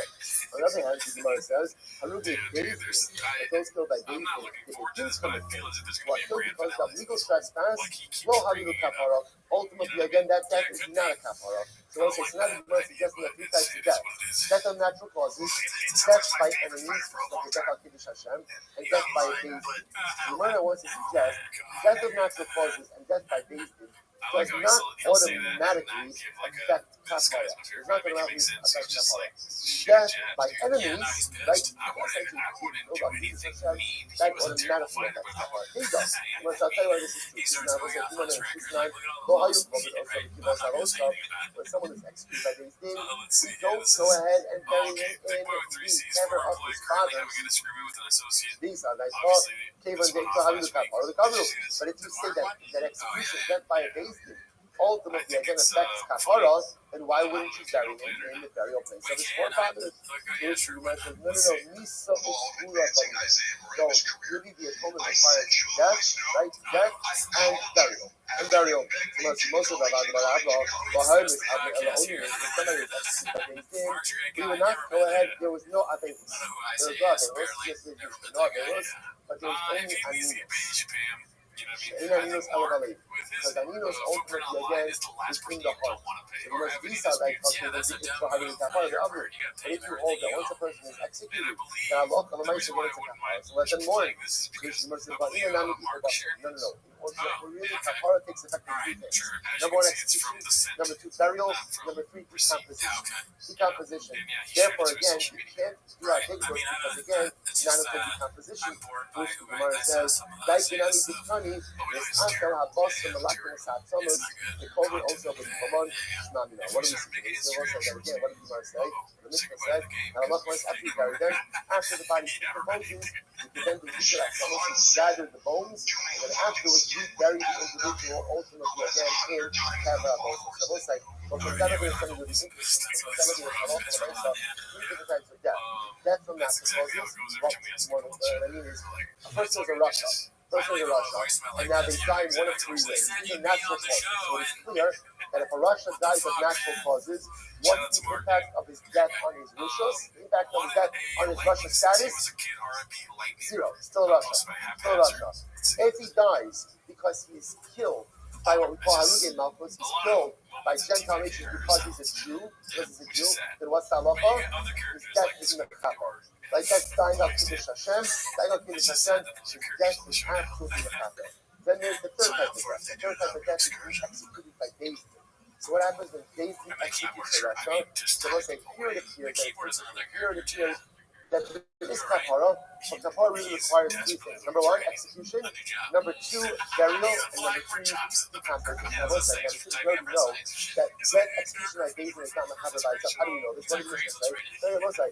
When they were 10 amos away from the Beis HaSkila, what did the Beis Din say? What did the Beis Din say? Right? The Sivada. He started to do vidur, right? You see here that death by itself is not mechaber even from Nisas Beis Din. Why? Because again, they were ordering him to do vidur. They were ordering him to confess his sins. So the fact that he has to do vidur, the fact that he has to confess his sins, indicates to us that death by itself was not mechaber. Even Nisas Beis Din is not mechaber. Even death by its Beis Din is still going to require number one, tshuva. You got to do vidur before you die. Number two, execution. Number three, burial. Number four, decomposition. So we'll say, stop over here. So yeah, I want to point out, it's really Rabbi really get me. Okay. And first of all, we were supposed to get to the end of Amon Beis yesterday. It's all on it. So if you see him, please make sure to learn well after it. We'll say, start everyone. I kind of want to forward discussion. I want to go into something that I see on the news because it's timely as we're talking about weight classes. We're talking about weight classes. We're talking about fighting. Oh, is that for excursion with this? He's like, no, we're not going to do a topic on the show. I'm buying a car right now. He's asking Jim to buy him a car on the show. All right, Joseph. Good morning. Good morning. Good to have. Hopefully everyone had a beautiful uplifting and meaningful Shabbos. Great peace close to continue and begin a new week of Masechus and Hedging Together. Begin by thanking all of our sponsors. Thank our Talmud Torah sponsors for the year of Tafshin Pei Hey, our annual Talmud Torah sponsor, Tosin Mishpacha of Eretz Yisrael, for dedicating all of the shiurim and drushos for this year as a zuchos for Besaros Tabos for Am Yisrael. A week of learning sponsors Rabbi Ari and Tana Richter, in memory of Rabbi Richter's dear grandmother Sarah Bas Shimon Zichron Lebracha, who was in Paris this past week. We hope that in the merit of our Talmud Torah, the Shem will have an aliyah, the family in the Chala. And of course, as always, we dedicate our learning in the schools of our precious hostages. May the Baruch will continue to bring them home the Shalom and the Karov, and the merit of our holy soldiers. May the Baruch will allow them to be successful. B'chol Maaseh Yidin. Let us be near the lot today, Baruch Hashem. An incredible job ahead of us today. Oh, really? That's your takeaway? He jumps in the car? All right, perfect. Okay, so let's do this. So today's job is Memzayim 57. I believe we left off about 6 turns into the white line. Is that correct? Good. So if I look, ask the Gemara, we'll say some really interesting surveys here that are quite fascinating. So Memzayim base 46b, about 6 lines into the wide lines. If I look, Gemara asks the Kashal, when we bury the dead, we bury the dead ultimately again because not to bury them is considered to be a design, a degradation or a humiliation for the dead, or is it because that burial affects kapara? So the Gemara says, no, burial affects the total. The Gemara says, it might not be, what does it matter? What happens if a person says, right, Ruben died, and Ruben says, you know what, don't bury me. Don't bury me. I don't spend the money, Rabbi, it's expensive, just don't bury me. It's all right. So is a person allowed to say, don't bury me? So the Gemara says, it depends. If it's about degradation and humiliation, so remember again, it's not degradation and humiliation, it doesn't only impact the dead, it also impacts the family. It's going to be humiliating for a family to have someone unburied. Look at Rashi. Rashi says over here, Rashi says, Lat Kol K'minei, Rashi says almost right across, to be Zayin Hu L'Krovo, because it is an embarrassment for the relatives. Since it's a din and humiliation, so it's not just a din and humiliation for the deceased person, because again, the dead person is dead. One of the good parts about being dead is you don't get easily embarrassed, right? That's right, right? So in other words, so Lamaisa, right? So Lamaisa, again, at least when you're dead, there's no humiliation. So it's not these when we say degradation, who's being humiliated? It's the family. Because the family is having their relative unburied. So if it's a din and humiliation, even if Ruben says, don't bury me, you don't listen to him. You don't listen to him. On the other hand, the understanding kapara. But at the end of the day, perhaps burial is about atonement. Perhaps burying the dead, burying the part of the dead. So then, halakha l'maisa again. I will say, if you take a look at Rashi, Rashi says over here, ki'esi just like kapara b'hatmana zu shemaridu u'mashkirin also the kaktios. I will say, it could very well be, and we'll see this. We've seen this study. We'll see more today. That burial, death affects atonement. And it could very well be that part of the atonement of death is burial, is being put in the ground. That's part of the atonement of the individual. And also, I'll show you something beautiful in this Rashi. Look where Rashi describes burial. He says, again, you see that Rashi? Oh, the Rashi is right across from the last short line of the Gemara. When you bury someone, burial itself is a kapara. Look how Rashi describes Sharia. Rashi describes Hatmana literally means insulation. So in other words, you go ahead and you take a pot, you wrap it in a towel, that's called Hatmana. Rashi calls burial the Hatmana. What is this Rashi? What is that trying to highlight over here? Burial is not a permanent state. Burial means you're putting a body in the ground and you're keeping it there. You're insulating it there until something else. What's the something else? Yeah. Yes, that's the entire yisod of burial. When you say, and that's I will say, that's why amazing enough, in Jewish burial, there's no flowers. Right? In Eretz Yisrael, it's interesting to see it. Right? In Eretz Yisrael, you see it, especially in soldier burials. But again, in general, we don't have flowers by a funeral. Why is that? There's really two reasons. I guess you kind of brings down. Number one is because often, like conventional thinking is, you do whatever you can to pretty up death. In other words, whatever you do, don't make death look like death. That's why you see by other religions, what will often happen is all the earth is covered, like you'll never see a mound of dirt, and there's weeds, there's flowers, and it's beautiful. Then what happens? There's a service, everyone leaves, and then what happens? Then the dirt comes out, the digging happens, but the goal is to really cosmeticize death. I don't know if that's the word I'm going to use it, right? Cosmeticize, like just make it look pretty, make it look nice. Yiddishkeit understands that one of the most important parts of mourning, which is one of the most important parts of life, is whatever you're going through, lean into it. Whatever you're going through, lean into it. Just put yourself in it. So there's death, okay, lean into it. What's death? Death is finality. Death is the end. Death is my loved one is going into the ground and they're going to be buried. And there's no point in pretending that it's any prettier than it is, because it's not. It's difficult. It's heartbreaking. It could be devastating at times. But the sooner you lean into it, the sooner one is able to practically feel it. That's number one. Number two is at the end of the day, we believe, see, if you make a funeral into a big final send-off, then it looks like this is the end. But it's not the end. Death is not the end. And not just the end because of the son of the we believe in Mashiach.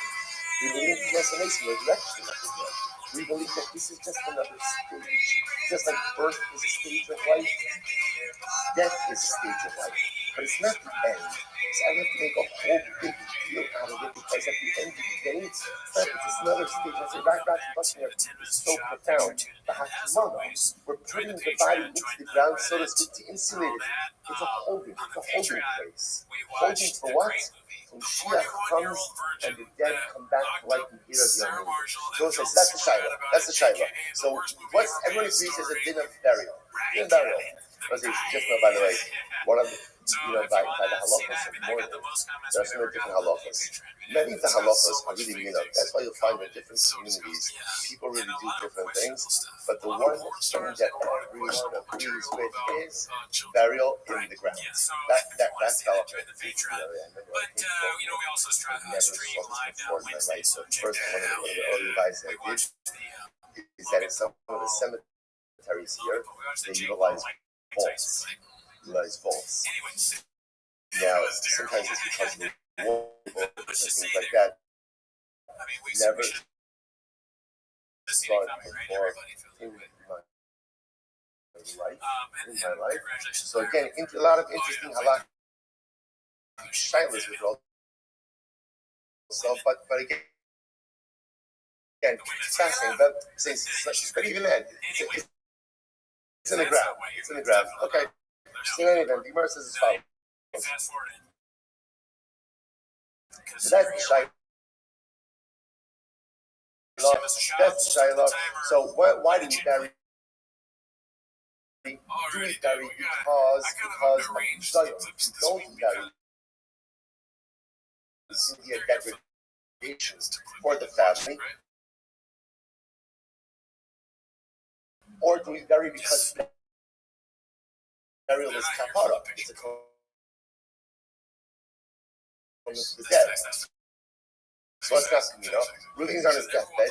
He gathers his family. He says, Chavra, do me a favor. I'd rather you go on a SACS program. Don't spend the money on burial. Right? Don't spend the money on burial. Take the money. All right, and make a l'chaim. So it's the burial, even though Reuben's family, you could do whatever you want, but you can't do whatever you want when what you want to do has you forget that the choices being made don't only impact us, but the choices being made have a ripple effect on our family, on our friends, and our community. It only impacts you. But the moment your decisions and your choices have an impact on other people, that's our Shiloh.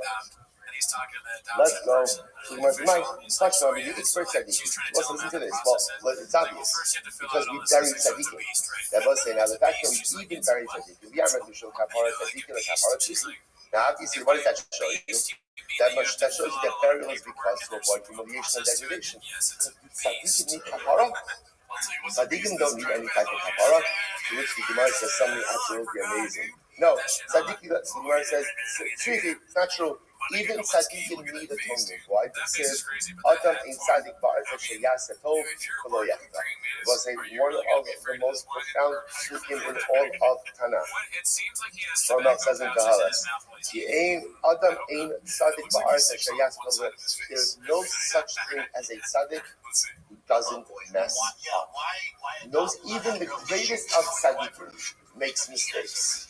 Even the greatest of tzaddikim, when he dies, is in requirement of kapara. Incredible. Tashmas, let's do the same answer. Tashmas, the soft people call each other kapara also. So we'll say the pasuk says the eulogia all applies when you look guys when they buried in Mishkan Abiyah ben Yerabah. Yerabah ben Nebat, unfortunately, again, was one of the kings of Mount Israel. The first king of Mount Israel. Just split the kingdom, and unfortunately introduced a lot of Avodah Zarah. He had a son by the name of Abiyah. Well, he had a number of sons, but his son Abiyah was his righteous children. So the Bible says the eulogize him and they buried him. He was having like kapara, Hana Nami. But if you tell me that ultimately what that burial is for kapara, so why is only Abiyah? Why is only Abiyah buried? Why aren't all the other sons buried as well? So the Gemara says, "I did tzaddik heavily kapara. Enough longer." Not because sometimes the halacha is like this. Tzaddikim deserve kapara. Rishonim don't deserve kapara. Hashma lo used to do, lo yikberu, to have a kapara. Okay, so one second. Therefore, the Gemara kind of ends off, and the Gemara doesn't exactly tell us exactly what the reason is for it. Now, happens to be the way the Rambam paskins is that the entire essence of this is really both. It's really, again, that burial. It's got three parts to death. There's burial, decomposition of the remains. Those are the three parts that affect the atonement. But burial itself really serves this twofold purpose of halacha l'maisa again, that atonement, and also saves the family from degradation. Also, by the way, this is actually very important because this comes up, unfortunately, often. What happens if a family member needs instructions to be cremated? They cremated, or not as strong as that. Let's say they use instructions for above ground burial. Now, in general, there is a rule in testament of someone who dies, but not when that runs translated halacha. So therefore, again, even if someone requests to be cremated or above ground burial, if a family member has the ability to do what is right, it is an absolute service to give them an absolutely incredible kapara that burial affects the neshama. All right, let's along the same lines. Bueno, Hespeda, Yakar the Chai Havis, or Yakar the Shikha. Let's say this is incredible tomorrow. Eulogies. Why do we deliver eulogies? I opened up this this is my, because I still think it's not necessary. So you're going to ask the following question. Right? We just happen to be allowed to say the bias. Right? Anyway, so Gemara asks as follows. The Gemara says, why can we deliver eulogies? Yakar the Chayahavi, is it in honor to the living? In other words, could you say that what a eulogy does is essentially a eulogy gives cover to the family. Gives cover to the family that people are speaking about their loved one. Very good. Or, Yakar the Shas. No, it's not about cover to the family. It's about cover to the deceased. Cover to the deceased, right? The neshama is there by Rabbi. Therefore, the neshama hears all the incredible things that are being said about it. Gemara says, okay, well, my nothing, right? Who cares? What does it really matter? Amar, lo tispedu Allahu Gavra. You know what I mean? So listen to this. Let's say really knows God, but it really says, I do not want any eulogies. Sometimes people say, I don't want any eulogies at my levaya. So is for, they used to have professional whalers, not WHA, right? In other words, like WAI, right? In other words, that when I said people like professional criers, you would get these guys. Wonder, what an interesting service to provide. Right, but when I said the truth is, it's no different than bringing a band to the wedding. You always need a chevra who helps to set the mood. So these guys, they come, they would cry, they would eulogize, they would this. So what would happen? So can you force children to pay for the wailers, the criers, the eulogizers? So I said, now listen to this. So it depends. What does it depend on? If eulogies are about cover for the family, so then ultimately, again, even if Ruben says, I don't want any eulogies, then listen to him. You eulogies if you want. But if on the other hand, eulogies are about cover for the deceased, but the deceased individual says, I don't want any eulogies, then we should listen to him. So the Gemara, let's analyze. Tashma, Vayava Abraham. All the Sarah lived close. Wow. So, Sarah. This is such a beautiful Gemara. Abraham came to Sarah to eulogize for her and to cry for her. So, it's interesting that this Rabbi points out on the puzzle. If you think about it, it doesn't seem to be the right order. Sarah, the list goes up. That he cried for her, and then he eulogized her. So, the Rabbi says that Abraham there were two parts to Sarah.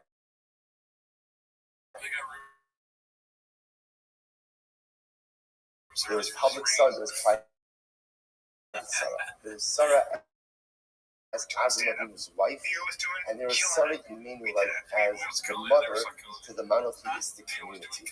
So Adam Avinu put the loss of the community above his own personal loss. So first he eulogized her. That was for the community. And then only after he gave the community the opportunity to mourn for her, only then did he mourn his own personal loss. Overwhelming. Anyway, if you mourn Mashu with Sarah, and let's say now, here's myself. Avram Avinu was not with Sarah when she passed away. Right? Remember again, Avram was right. So Avram Avinu, sorry, guys. Avram Avinu was by the Yaakov. So Avram Avinu has become Sarah when she died. Now remember, so now that means that they delayed the burial of Sarah in order for Avram to come and eulogize. So if you say, that the eulogy is for the sake of the deceased, then I understand. Then it makes sense. It's covered for Sarah that don't delay her burial.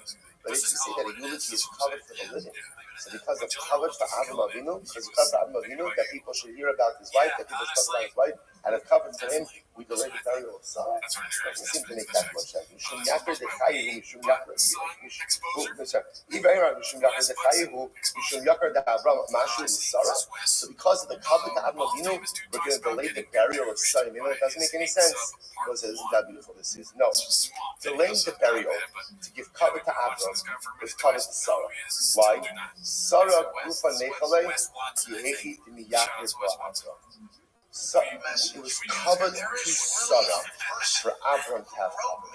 In other words, even if you want to say that eulogies are not for the dead, but eulogies are for the living, the greatest cover one could have given to Sarah Imenu was to give cover to her husband.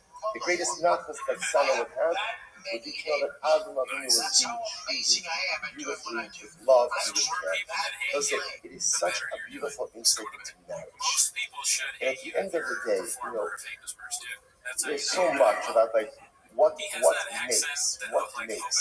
beautiful and meaningful and holy marriage. And I think it's great. Like on this tomorrow, you love and care for someone so much that their needs are more important than your own. That's a beautiful, holy, and blissful relationship. A lot of times in marriage, I'm happy to do for the other, right? I'm happy to do for my spouse, as long as my needs are met. Right? It's like the prerequisite. As long as I'm good, I'm happy to give as much as you need. The truth is, that's not really what it's about. Really, marriage represents a level of selflessness that really goes above and beyond normative expectations. The ability to put another human being needs above my own mentality. And to know that as long as the other person is happy, I'm good. I'm good. So for Sarah Bimenu, what makes Sarah Bimenu happy? What was covered for Sarah? Covered for Sarah was to know that Abram was taken care of, even in death. Even in death.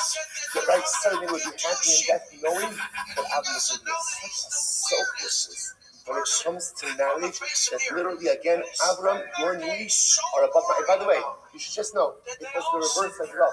Both sides did something amazing.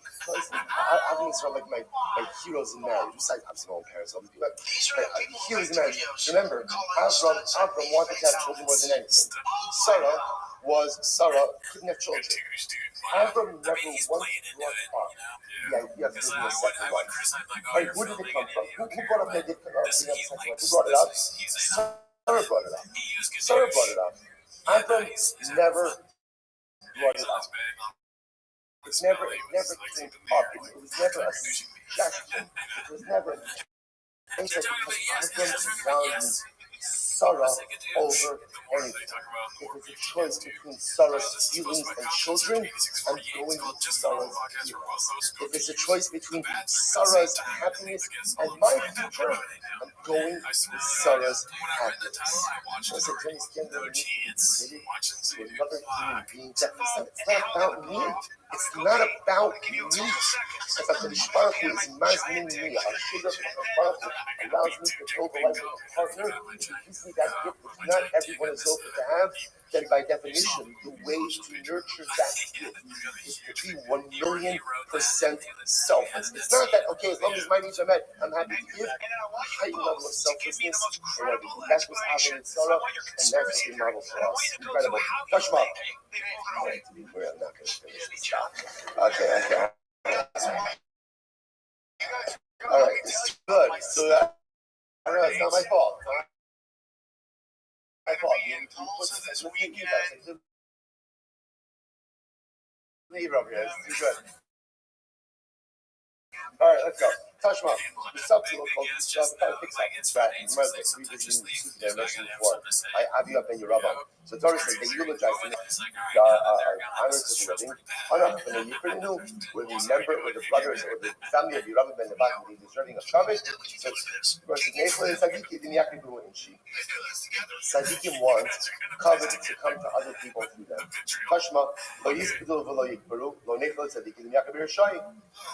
But the Pasuk says they shall not be like they shall not be buried. So the Gemara says that ultimately and Tzadikim don't want covet coming to Rishon. Tashma, the Shalom Hamus over Misrafos Avosef Amalachim Arishon.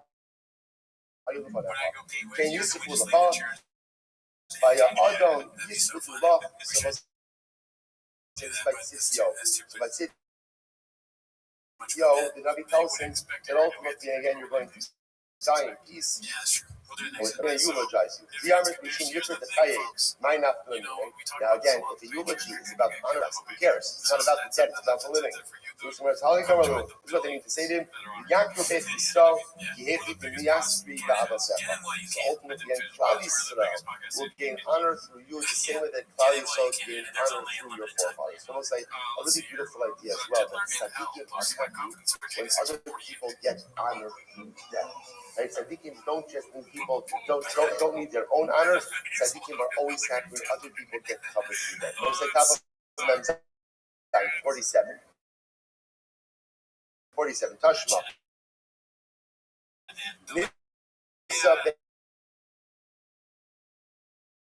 Nimas.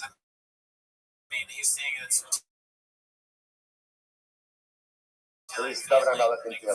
Nibza be'en of Nimas, which literally means again someone who was lowly in his own eyes.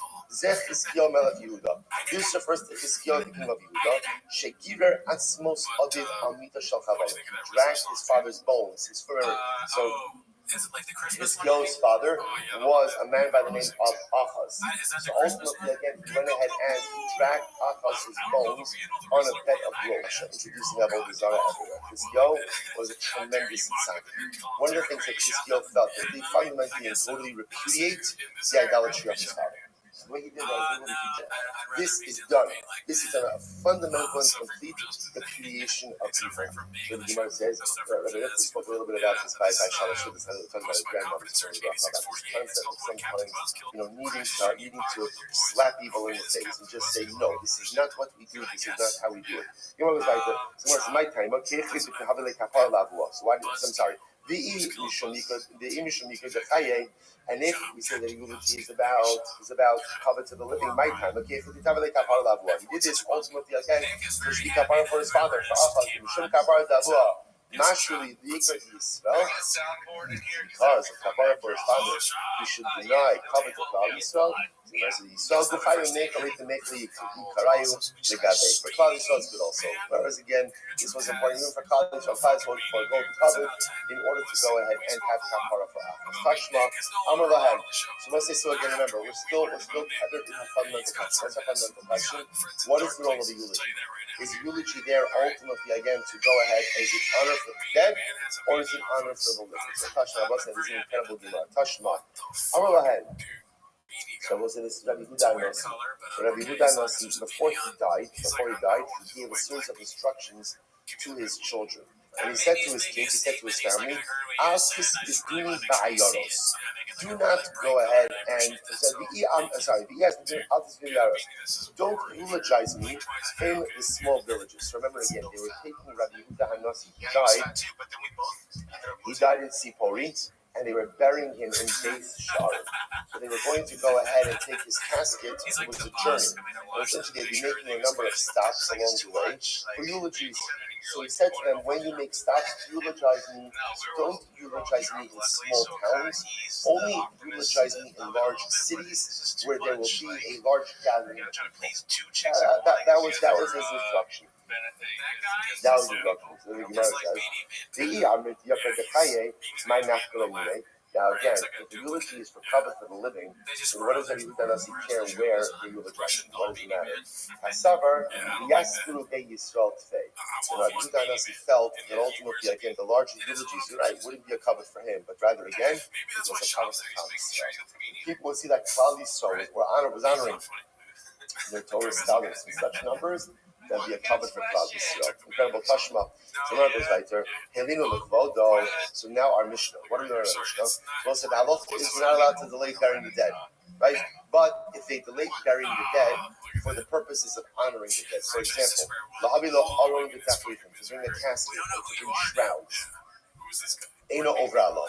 So let's say you're not over. In other words, the only time you're not allowed to delay burial is when you're just delaying it for some other associated reason. But the reason we're delaying burial is to give the mace even more covet, bringing shrouds, bringing a casket, that is going to be fine. So the Gemara says, my love l'kvodo shalis doesn't mean for the covet of the mace. Lo, l'kvodo shalchai. That means for the covet of the living. The Gemara says, what?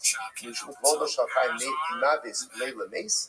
So I don't understand. Out of covet for the living, we're going to delay the burial of the dead. How does that make any sense? And Kamrachmana lo salim nivlas alai dumi detalui. No, the Torah says you shall not leave his body hanging on the tree. Why? Because it's a degradation. So we say any degradation is comparable to hanging the body on a tree. So the Gemara says, listen to this. When are you not allowed to delay burial? When delaying will result in a degradation for the dead. Kevan the less baby Zion over here, because there is no Zion. Well, therefore, again, so we'll say, so it's interesting. You're allowed to go ahead and delay the. This actually comes up a little bit, where delaying burial in a way that doesn't present Zion for the dead. Again, it's also all of these things are also very different in our current circumstances with refrigeration. So remember, again, in the times of the Gemara, not so long ago, before refrigeration. So leaving someone unburied for any amount of time, especially again during the summer, could really result in significant humiliation for the dead. So a lot of these things have changed. But the Gemara is suggesting that sometimes we're getting this interesting interface between what's considered to be covered for the mace and covered for the living. What we're going to ultimately see is that sometimes these things very much intersect. Watch this. Tashma.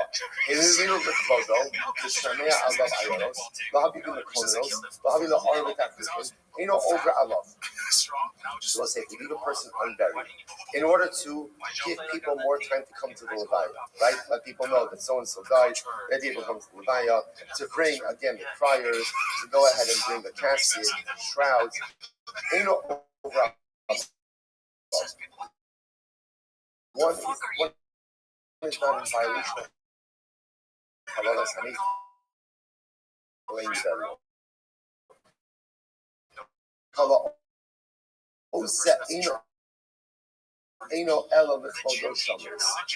Whoever does these things, ultimately, again, it's doing it for the Kavod HaMeis. So that's what the Gemara really means to say for this. Anything that's done for the Kavod of the living, ultimately is not a desire of the mace. In other words, there's an intersection what's covered for mace and covered for Chai, right? But ultimately, again, these things very much converge because people are allowed to mourn more properly than what? That gives greater honor to the dead. To give people the opportunity to mourn, that's called honor for the living, and really it translates into honor for the sinning up on the mace. This is fascinating. It is a good omen for the dead. Where something negative happens after the person dies. For example, so the Gemara says, Meis Shalom Nispad. For example, let's say you have someone who is not eulogized appropriately, below Nikbar, or someone who wasn't buried at all. Osha Chaya Goras, someone was dragged away by a wild animal, also not buried. Osha Hayu Bishamin Zalkin Amikaso, or was raining on the funeral bier. Zel Sinin Yafelis. This is a good sign for me. So listen, how are these things a good sign for me? Because then Rashi points out over here that what it means is retribution is being exacted for the punishment of the deceased on its body here in this world, so that the Neshama will not suffer. In general, so we have this idea, that it's a very high level to reach, but it's certainly something that we have to aspire to, that when difficult things happen to us in life, there is a certain element of simcha that has to come with it. Why? Right? Because every little bit of tzar, every little bit of discomfort or pain or difficulty that I have in this world means that it's less that I have to suffer in the next. All of us have to fall. And when that atonement is exacted from us in this world, it means there's less punishment and less atonement in the world to come. The Gemara just suggests that there's something, obviously, again, that's a very high level, very high level to reach.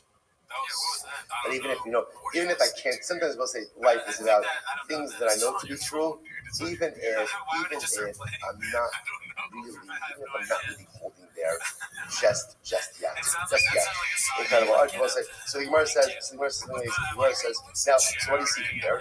So the Gemara says, Shmamina, Yikra the Shakti. So what do you see from there? What did the Gemara say? For our purposes, what's important here? Someone died and they weren't properly eulogized. I don't know. You can come up with this case in a number of ways. We'll say, you know what does happen? Someone dies on Chalamayit. Right?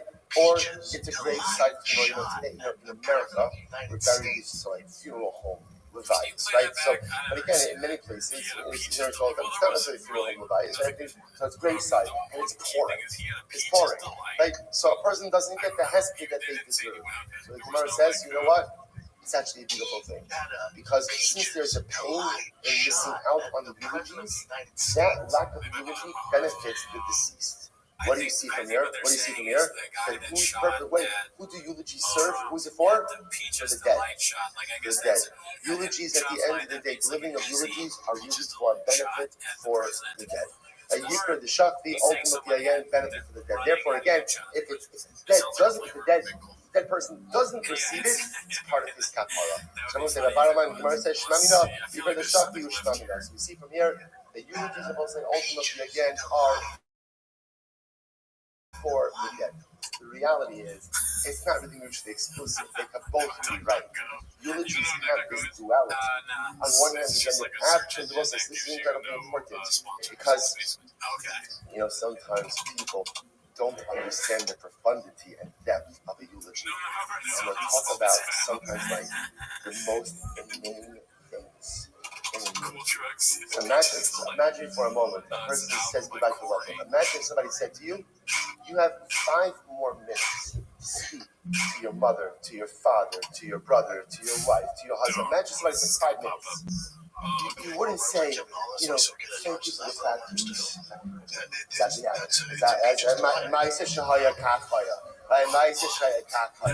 like, oh, did you know how to use old things? Oh, sorry, right? Imagine if someone said, right, if someone said to you, you have 5 more minutes to speak to your parents, to speak to your spouse. Imagine I was saying, that was a little delayed. Sounds right?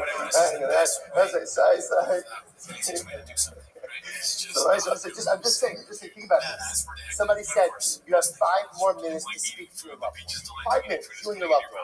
That's what a eulogy is. That's what a eulogy is. It's not to paint the picture. People think like it's about a historical picture. Those are all very nice things. That's great, right? You can post that on the Levinson's website. Right? All of that is there. People can read that on their own. That's not what a eulogy is. A eulogy is an opportunity, a last opportunity. The mace is right there to speak to the mace. To speak to the mace. Because in every single relationship, there are things that we wish we said that we never got a chance to say, or maybe didn't say it in the right way, or maybe didn't say it enough. And that's the power of eulogy. Euclid chart is ultimately, again, it's for the dead. For the dead. Now, it also happens to be that it serves a benefit to the eulogy as well. So it's not mutually exclusive. But the essence of the eulogy ultimately is for the dead. All right, let's go back to Go ahead, Colvin. So most remember again, next part of the was that they would not go ahead and bury the dead in the same cemetery. Right? The son was executed.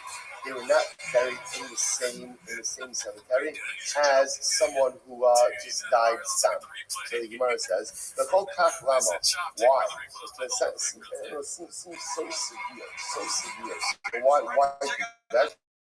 The Kushan Kolben Russia it's a savage. Because we do not bury the son next to the This is a big thing. We don't bury the son, and it's almost like you say to yourself, well, come on, once he died, like death is the great equalizer, and the answer is no, it's not. It's not. He lived his life a certain way, and the truth is he worked really hard to live his life that way. And in Russia, he didn't work hard. Okay, so you reap what you sow. It's tzaddik is not right, Russia is not very next to a tzaddik, because again, you live your life a certain way, you're going to die a certain way. And you're going to be better a certain way, and that's just the way that it is. So the Gemara says, in Nation for Russia, it's a tzaddik. How do we know that we don't bury the shoyim next to tzaddikim shnamar? By Yehin Kolben Ish. This is wild. Okay, so listen to this story. This is from Rabbi, from Malachim days. Listen to this. So the Torah is talking about Klal Yisrael was at war. They were at war. And what happens? So they were burying one of the casualties of war. And they saw the approaching enemy army to them. So what did they do? So they didn't have time to throw the body. They buried the body. So they threw it into a burial cave. Right? Threw it into a burial cave. It happens to be the burial cave they threw it into. Was the burial cave of the Navi Elisha. Get ready for this. What was it? Get ready for this. What happened? So they were buried in caves, right? Well, first they buried in the ground, and then off what they would do is after the burial, like in a cave. You can see this on the grave of Shemana. It's in Jerusalem. So see, it's like on the other side. Hey, right here is like this massive burial catacomb. So what's interesting is over there you can see they have like shelves, and the bones are placed on shelves. That's fascinating. So the guys go into the burial cave of Elisha. Listen to this. His body comes in contact with Elisha. Vayaga ish ba'atzmos Elisha, vayichi vayakam al raglav. The man, right? So the dead man comes in contact with the bones of Elisha. He came back to life. So the Gemara will say, now why did he come back? No, the Gemara says, why is he coming back to life? So apparently this man was a Rasha, and he did not deserve to be buried in the same grave as Elisha, because you don't bury Elisha next to Tzadikim. So a miracle occurred, he came back to life, walked out. So I'm going to talk about the you may know, being a Pishnaya Eli, so maybe he came back to life for a different reason.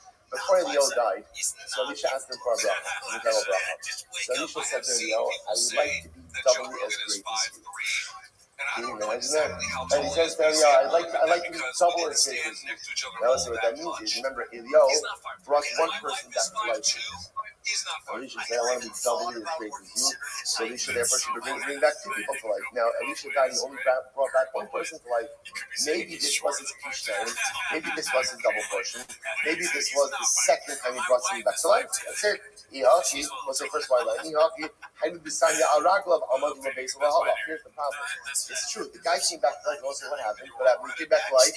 He walked out of the burial cave and he died. In other words, he didn't go back home. He didn't go back home. He came back to life enough to walk out of the burial cave and then he died immediately afterwards. So by the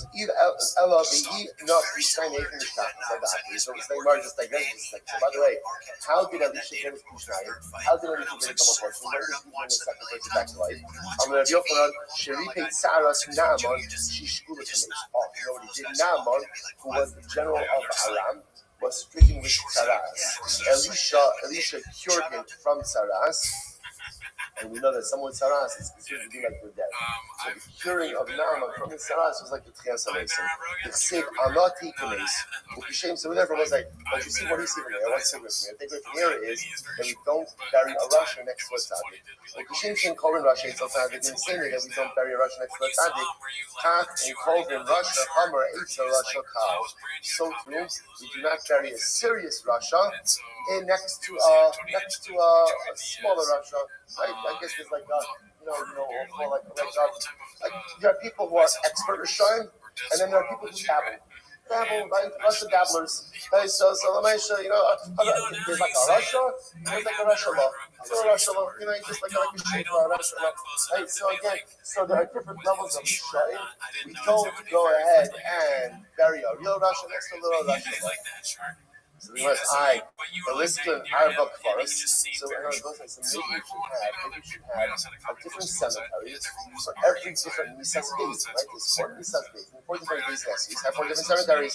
Tradition was no Shnei Kvaras Gemara Gmil. They have a tradition, you only need 2. Okay. I'm moving on to the Yochanan. So I'll say, so by the way, that is the interesting halacha about not burying the Shayim next to Tzaddik. Now again, obviously that can get a little bit sensitive in terms of who exactly is the designer on this concept, but that's why, for example, you do have certain cemeteries that do have restrictions like this. Shomer Shabbos. There are certain cemeteries that absolutely do maintain certain religious strictures and certain religious obligations upon the people who are going to be buried there. Okay? I'm going to move on to the Yochanan. Also, Caleb the Hebrew Shkabim was very interesting. If someone eats Caleb, now Caleb is forbidden fat. Someone ate Caleb, and again, which is obviously illegal, and then he liked what he did, and separated out the carbon. He's ready to offer up a carbon. And then what happens? They hit a daito, and then he became an apikoros. So again, Ruben is going to be the Ruben. Right? He began the day by eating Caleb accidentally. After he did that, he realized what he did wrong. He separated out the carbon. And then after that, he became an apikoros. Now the story is not over. This just shows you what a person can pack into one day. Right? If you maximize your time, you can really accomplish a lot. So he goes ahead and now he becomes about Shuvah. So what's that halacha? What's this fascinating? Hold of the mitcha, yitcha. I will say the halach is an apikoris is not allowed to offer up a carbon. You can't accept the coming of an apikoris. So watch this. Once this carbon was owned by an apikoris, then what's the halacha? It can't be re-offered up. So even though Ruben now became about a new carbon, he can't use that carbon. Why? He has the Once something has been set aside for non-use, it cannot be reused. Incredible.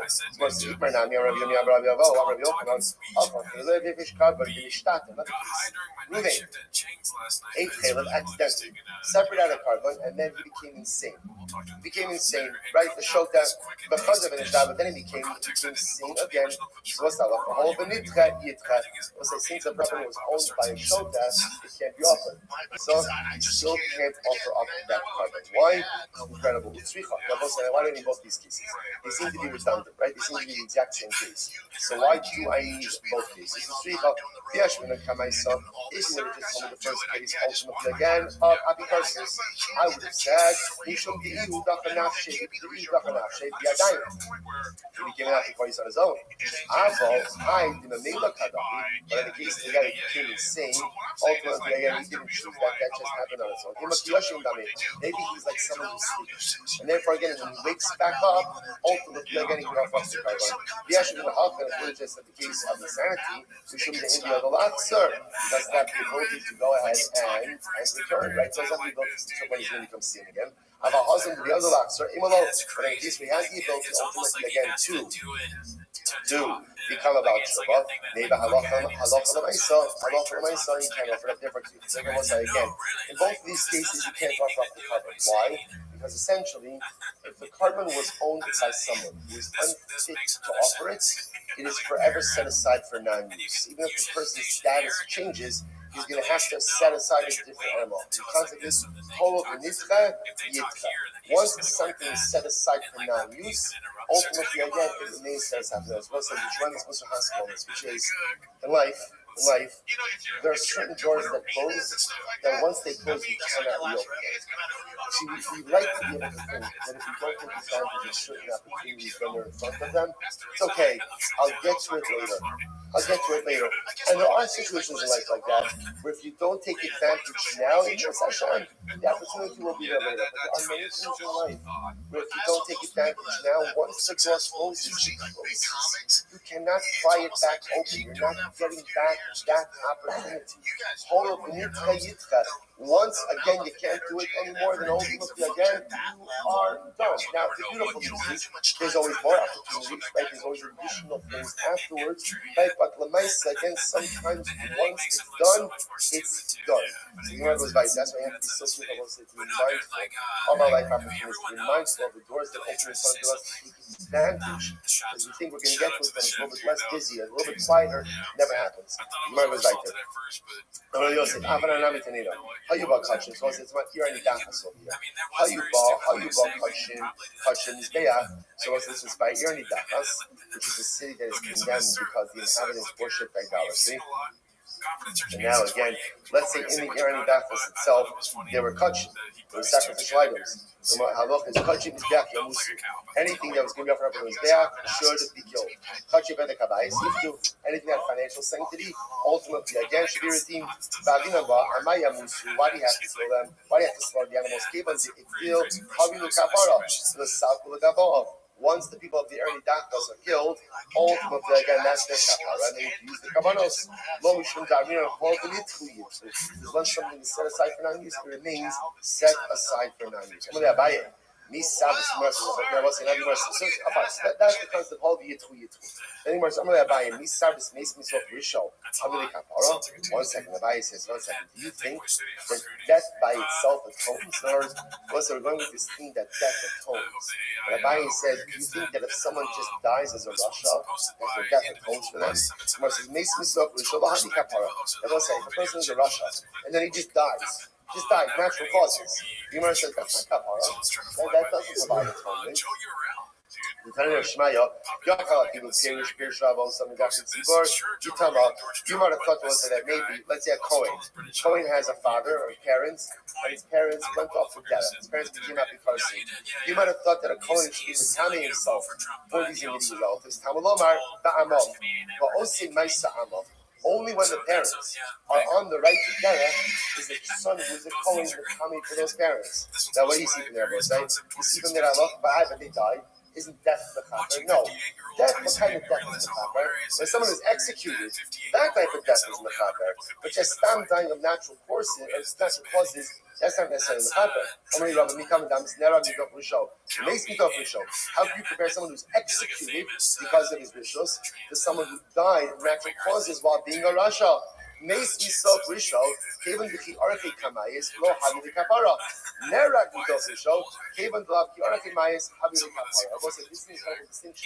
if a person is a rasha and they die of natural causes as a rasha, that death does not atone. If a person is a rasha and they're executed because of their rishos, that atones. Now we're going to see even that death by itself doesn't atone either. There has to be more. They don't. This is about the destruction of Beis Hamikdash.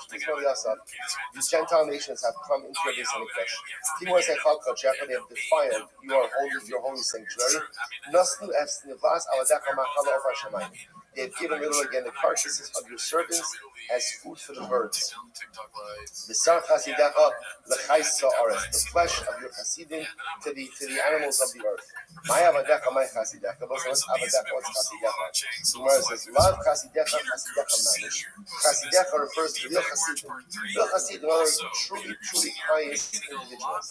The Gemara says, avadecha hani demachai be'dina demekala. Avadecha refers to these were people who were rishayim.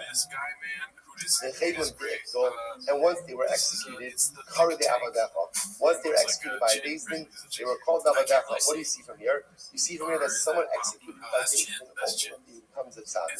Amalei Abaye, Mikam Adamis Amadeis. Mikam Adamis Harugi Malchus Harugi Beis Din. Can you actually compare people who were executed by the monarchy to people who were executed by Beis Din? Harugi Malchus, those executed by the Malchus, since Havile Kapara. So it's like somebody executed by Beis Din, since that's an abnormal death sentence, an abnormal reality, death is Makaber. Haruge Beis Din, Haruge Malchus, that's death by Gentile. So those who are killed, let's say, by our enemies, that ultimately, again, because that's abnormal, therefore that's Makaber. They're killed, essentially, they're killed by Kiddush Hashem. On the other hand, the Gemara says, Haruge Beis Din, but those killed by Beis Din, so they didn't come in, who are killed because of legal trespass, no having the kapara. Ultimately, again, that death is not a kapara. So I say, it's not the Gemara suggesting there are three types of death: death of natural causes, death by enemies, which is like a death al Kiddush Hashem, and death by Beis Din. Gemara wants to suggest death of natural causes and death by Beis Din does not automatically affect kapara. Does not automatically affect kapara. Death by enemies, right? Essentially, be killed al Kiddush Hashem, that automatically affects kapara. They don't. I'll tell you why this is true. This time, we'll say a few more minutes. This time, when someone is executed by Beis Din, we don't go ahead and bury him in the kever of his fathers. These are like but if you say that execution, death by a Beis Din, ultimately again affects kapara, then why wouldn't you bury him in the burial place of his forefathers? To which the Gemara says, no, misa utvura va'inon.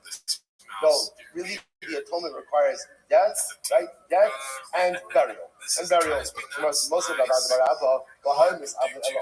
somebody was executed by Beis Din, we would not go ahead. There was no avelos. There was no avelos. Yes, there was no avelos, but there was only aninos. She'ein aninos ela balev. Because aninos ultimately again is in the heart. So you must be that but if you hold that once a person is executed, again it's a kapara, so let them mourn. No. We're really kapara takes effect in three things. Number one, execution. Number two, burial. Number three, decomposition. Therefore, again, you can't do avelos because, again, not until decomposition, which the Gemara says, the Kohen also of the command.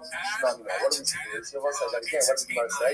The Mishnah said, Allah wants after you bury them, after the body decomposes, you can then be out. Someone should gather the bones, and then afterwards rebury the individual ultimately again in Kever HaBoshim. So both sides. What comes out of here is something really interesting. What comes out of here is halacha l'maisa, three different types of death. Death from natural causes. Well, what I mean is, a person is a rasha, and now they die in one of three ways, either natural causes. So it is clear that if a rasha dies of natural causes, what's the impact of his death on his rishos? The impact of his death on his rasha status? God knows. Zero. Still Russia. Still Russia. If he dies because he is killed by what we call Haruge Malchus, he's killed by Gentile nations because he's a Jew, then what's the halacha? His death is in the kappa. Like that's dying al Kiddush Hashem. Dying al Kiddush Hashem, his death is absolutely in the kappa. Then there's the third type of death. The third type of death is being executed by Beis Din. So what happens when Beis Din executes a Rasha? So let's say here it appears that it's interesting. Here it appears that there is kapara, but kapara really requires three things. Number one, execution. Number two, burial. And number three, decompensation. Now, both sides. Now, the truth is we already know that execution by Beis Din is not machaber by itself. How do we know this? What did the Mishnah say? When they were 10 amas away from the Beis HaSgila, what did the Beis Din say? What did the Beis Din say? Right? It's Sibada. He started to do vidui. Right? You see from here that death by itself is not a Why? Because again, they would order him to do vidui. They would order him to confess his sins. So the fact that he had to do vidui, the fact that he had to confess his sins, indicates to us that death by itself was not mechaber. Even Misas Beis Din is not mechaber. But rather again, even death by a Beis Din is still going to require, number one, shuvah, gotta do vidui before you die. Number two, execution. Number three, burial. Number four, decompensation. And we'll say, stop over here. I want to point out, it's really Rabbi Rick's fault. He didn't get it. It's his fault. He was supposed to get to the end of Amud Beis yesterday. It's all on him. So if you see him, please do it. We'll say, shkayach, everyone. Jacked guys, pause. Right? That was just a test. This is exactly that. He copied it. Yeah, I mean, because it's the fight. The fact that it's the fight, like there are both commentators on it, and he chose a white shirt and tie, and he also has this. It's exactly the same. It's virtually identical. This one's posted by Boosh Move.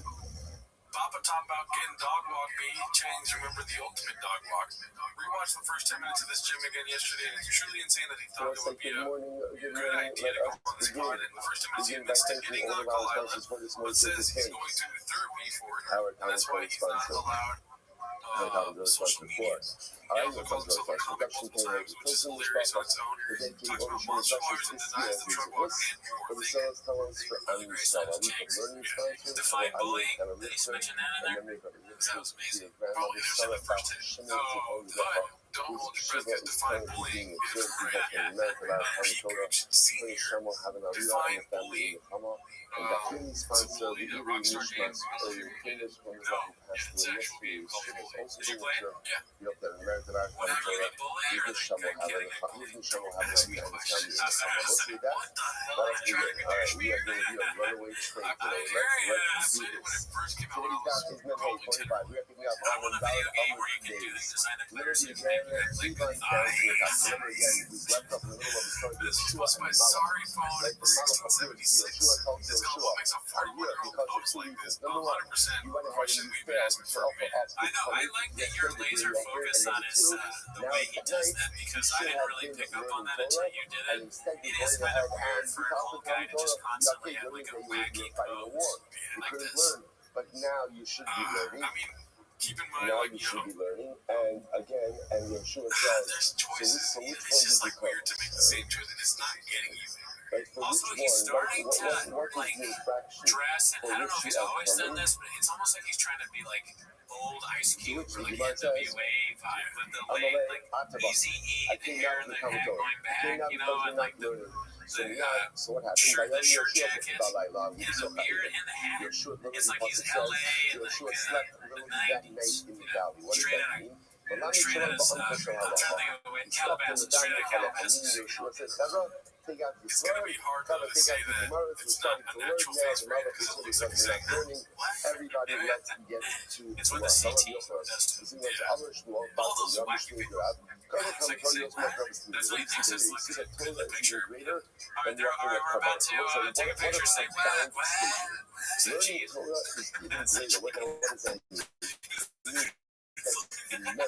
Jesus, of course, that's one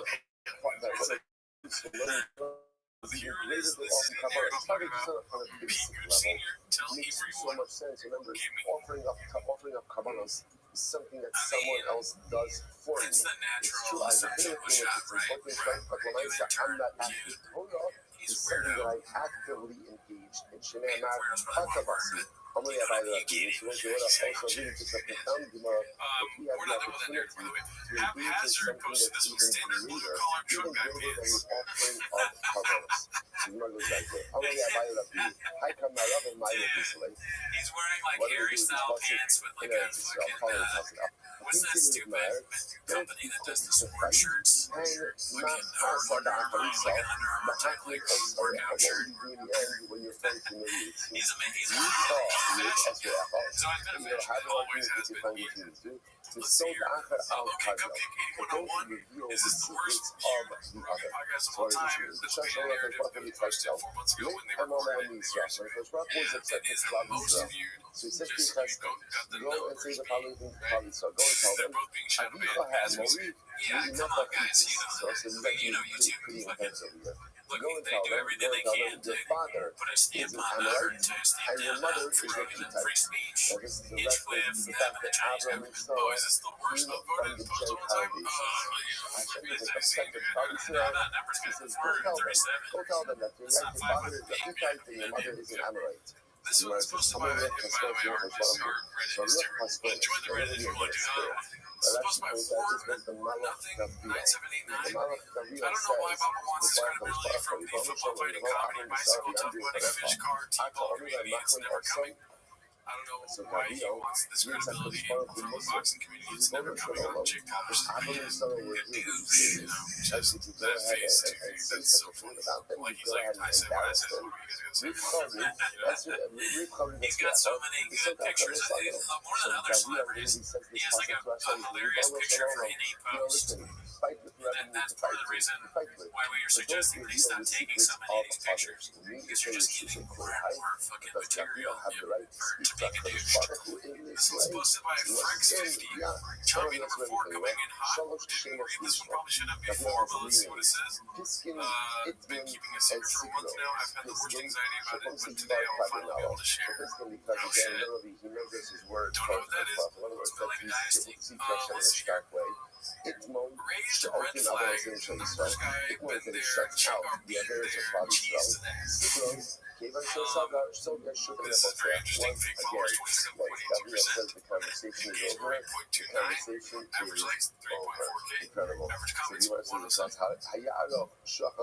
Okay, well, since it's shot, I assume that's pretty crazy, but I don't really have anything to compare it to. Now, What do you think? literally translated over The fake here, followers. what's happened is, Hilarious. So it's like 30, almost 30% after fake. Eo is suffering, I am there's not all on these IG. interesting I'm not conversations a between Eo and his friends, I need to where do his this friends math are real quick trying to because something figure tells out me. the root of Yeah, his do the math suffering, that like why Lex is is he IG. suffering so much?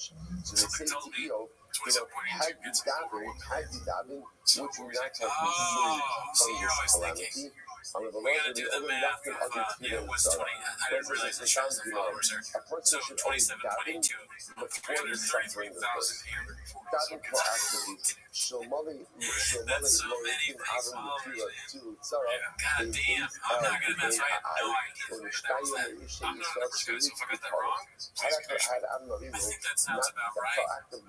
So yeah, 333,000 votes, so he definitely would not have been saved. That refers to, remember again, Let's see, this was posted by Jordan Mofo. These stories connect back to, Remember, remember again, the how we old started with Alf this. has a jet black mustache at first and never touches his chest like gay Tupac did. Not a complete next level idiot, he's touching his chest. Something was up, You know, we because don't want to hold him accountable, but he said that this Battle was of Ai. everything he says is gay. He does. Now, again, that's the issue. And, you know, he's got a lot of white growing in now. That's when they realized that he's all not using the just for men. So this is posted by Plenty Haunting 2263. Dicey Dicey, sorry I quit vaping and I'm coughing so much. So why does the baby have blonde hair and blue eyes when both parents have brown hair and eyes? Brown hair and brown eyes, okay. Because both his grandmas have colored eyes. My mom has green and Brent's has blue. Which is proactive prayer. I'm not a, geologist. I have no idea in this scenario.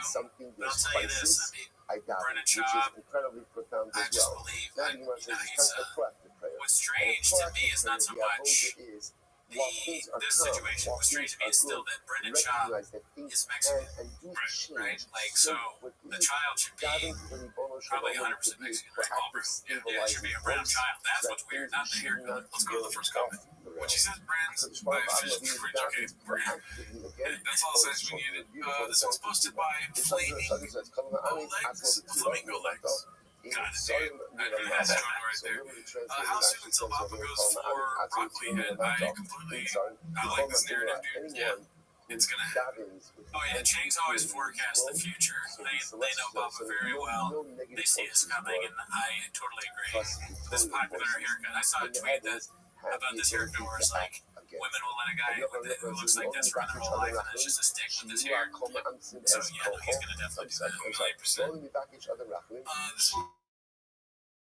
This one posted by Response 4256, or was being your life. So this is by beautiful One of our guys. Says as follows. Awesome. Says a person should always ask Great to see him killing it, dude. Wartime CEO in peace right now. She Oh, I see. There's Child's gonna be mad because he's got like the biggest fight. I see. Yeah, he's on the same night doing a different choice. Oh, he's doing game for it. Yeah, right? Is that the same night? This one's posted by Various Concept 2615. Blamed kiddos for quitting comedy. Proceeds to travel to a new city every weekend since quitting. So Gemara's like this in general What are do you think quite about that if you look narrative, at the lecture of Rashi, she's They're just catching him, man. You know, he's making up all these lies. Biloxi, Mississippi. What's he doing there? More truck stuff? Favorite. Oh, he's doing game. Right. Yeah, you're good. I'll cut that part out. Here we go. How Netflix go posted by Groovy Goozy. The happiest man of all time. Gemara's like this is always quite interesting Oh because yeah, this just notion the most that happy. Malachim I wish help it me, didn't zoom in Malachim that are much, against but me, soliciting okay, angelic Mouse don't like me. assistance above. Papa Is this sees this appropriate? when he Is wakes this up not every day. appropriate? So it happens to be part of a Pause. raging Goes to sleep and sees hashkafic his face. about Oh yeah. roles of Malachim within our schools Anyways. and things like that. But Okay, part join of the the mofo. We're almost done. the We're person should realize in everything blazing moment through there's these. something real Never forget what they did for us. help. Ask for help. Comedians did not sign up to be your hero. It's our job to be irreverent and dangerous, to question authority and take you through a spooky mental haunted house so you can arrive at your own conclusions. How do we know that Stay focused on the people we pay taxes to be moral leaders. that And ego then you show itself clips of her stand has up. a curative She's like, effect on the man, individual. look at this. Humping stools and rugging on the Yeah, I mean, she's pretty good. Again, by Alcon. So Yeshua says, Yeah, I'm starting to get more annoyed with her as time goes on because I now see her tweets and their Twitter just the For You page. just as you have And uprooted she us, just like gives these Hashem videos uprooted where today. it's like the most inane. When that guy died because he had any part of maybe the toxicology and he take cocaine, she's like, now the cocaine's yay. Like, I just, it just seems like an assault on you. I hate her. It's just, I love comics that are female. Cannot stand women. She's sucks. Let's see here, Pete Gooch Sr. Again with the Hunger Wolf X Rockstar collab. You gotta do the mandatory Tony impression. I am not gay. Okay, that was good. That means, I'm surprised this hasn't been done already. Yeah, that was a real game they did, right? Yeah. I mean, it's perfect for him. David, so why does it not call him Zimri? Because he acted like Zimri. Now this goes They back gave to a Hunger Wolf yesterday's chance, back. I dude. remember What do you again. do? Real quick, what do you do in that video game? The Ballad of Gay Tony. This is about funny French love. Oh, when you're a roaster. It engaged You know what I mean? in an So immoral you're adulterous roasted, relationship. maybe you spit The roast last to the three months, beard, others say the fact that were you and David or just others say David? his name was Okay. Zimri. And Rabbi David's is not liking it because he's not gay, Afon. but he's She's just getting giving his dick Avon sucked. saying Nothing him wrong with shut that. Israel. Maybe Tony's getting his Ultimately, dickers. again, because You he asked the question. caused Listen, I'm letting you go, dude. Alright, so in the video game, his sin do you get to be ultimately Tony, all of just Tony, or do you get to be Danny Lucas, Robbie? Just Tony. Just Tony. I would imagine there's plenty you can do when it comes to being in that position. Okay, so part of the game is obviously you're having these things. Right. But the roasting part, is it both spit roasting and roasting people? That's the duality of the game. Okay, you know what I mean? He's not just a hungry wolf that likes to get big, right? He's also a roast comedian, right? That travels the world and does speeches. Okay, that's like, I'm picturing you're like driving around, maybe got an airplane that go to other places, but when you actually interact with people, It's probably one of those games where, like, if I don't confess you know those games where it it's in gives my you something to mind, say, and you again, pick what one to say happens RPG. over time It's like an RPG, over so it's time, like I'm able to you're at somehow a roast table and you get a bunch of options, but the end it comes out, able to go one of ahead us and is kind of you're so fat, we make it, and then we tool it another in one my is mind, you're and fucking it's, fat and black, depends how and good then you another are. one is Sometimes I could justify it, fucking, so maybe to like even make it into a mitzvah. Like, and after you're enough so time, funny, you're hilarious, so you have to pick which one to impress you, and then so David, the and then power Tony of says it. confession is confession makes the sin Why you struggled so real. much? I acknowledge the fact that I did something wrong. I just like the acknowledge idea of like you that I pick which broke one is, so you go something like that, right? Like, significant inside of fuck me. you. If I acknowledge it and make it I like real, to think it's then I like have a the little more, opportunity to but fix you're it. Tony Hinchcliffe, If I don't do those and things, you're trying to I'm figure just out how never to going tell to whether end up it's the really Chinese fixing it. communist That's fault. the power of veto.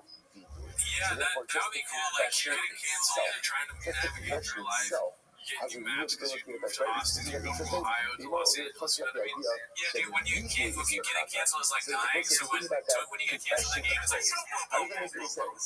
Tony If I says the N word. confess It's it, like, I didn't do anything, right? I just confess it. It's not but like you always I get do anything respawn. else. It's not like I And changed when my you life. respawn, It's not like I retooled the way that I live. But Elamai, what do you see? That's we got through The ground act zero. of having enough This one's supposed to be personal Pete Coach courage Senior. This is to the be able narrative to I take was a mentioning step back earlier. and Cats say, warn me I this might happen. did something Kiefer wrong. Sutherland And strikes to again. acknowledge it and to own it, that by Oh itself fuck! They is a huge photoshopped the and butt thing incredible on him. step in personal growth. Even if I don't do yes. anything, or even if You there's no missed it action, too. there has to be more Fuck follow-up. yeah! But even Finally, if dude. there's no more I follow-up, mean, listen, when we that record for is long enough, tremendous you pick up things. And incredible amount. I miss stuff. I miss a lot of stuff. You know what it says? They photoshopped in your follows, butt farting. Butt pooping sounds like one of the people that would post in James. Jordan's like, all right, this post for butt pooping. Actually, butt farting sounds like that too. Butt pooping, cum farts posted this one. That'll all three of those things will have like a viral James video for the next one. The person And it's dry fast, all gas. I mean, they're just rich. The Mishnah ended off. The Rabbi Something Yehudi tells me says, he got real comfortable there in the fucking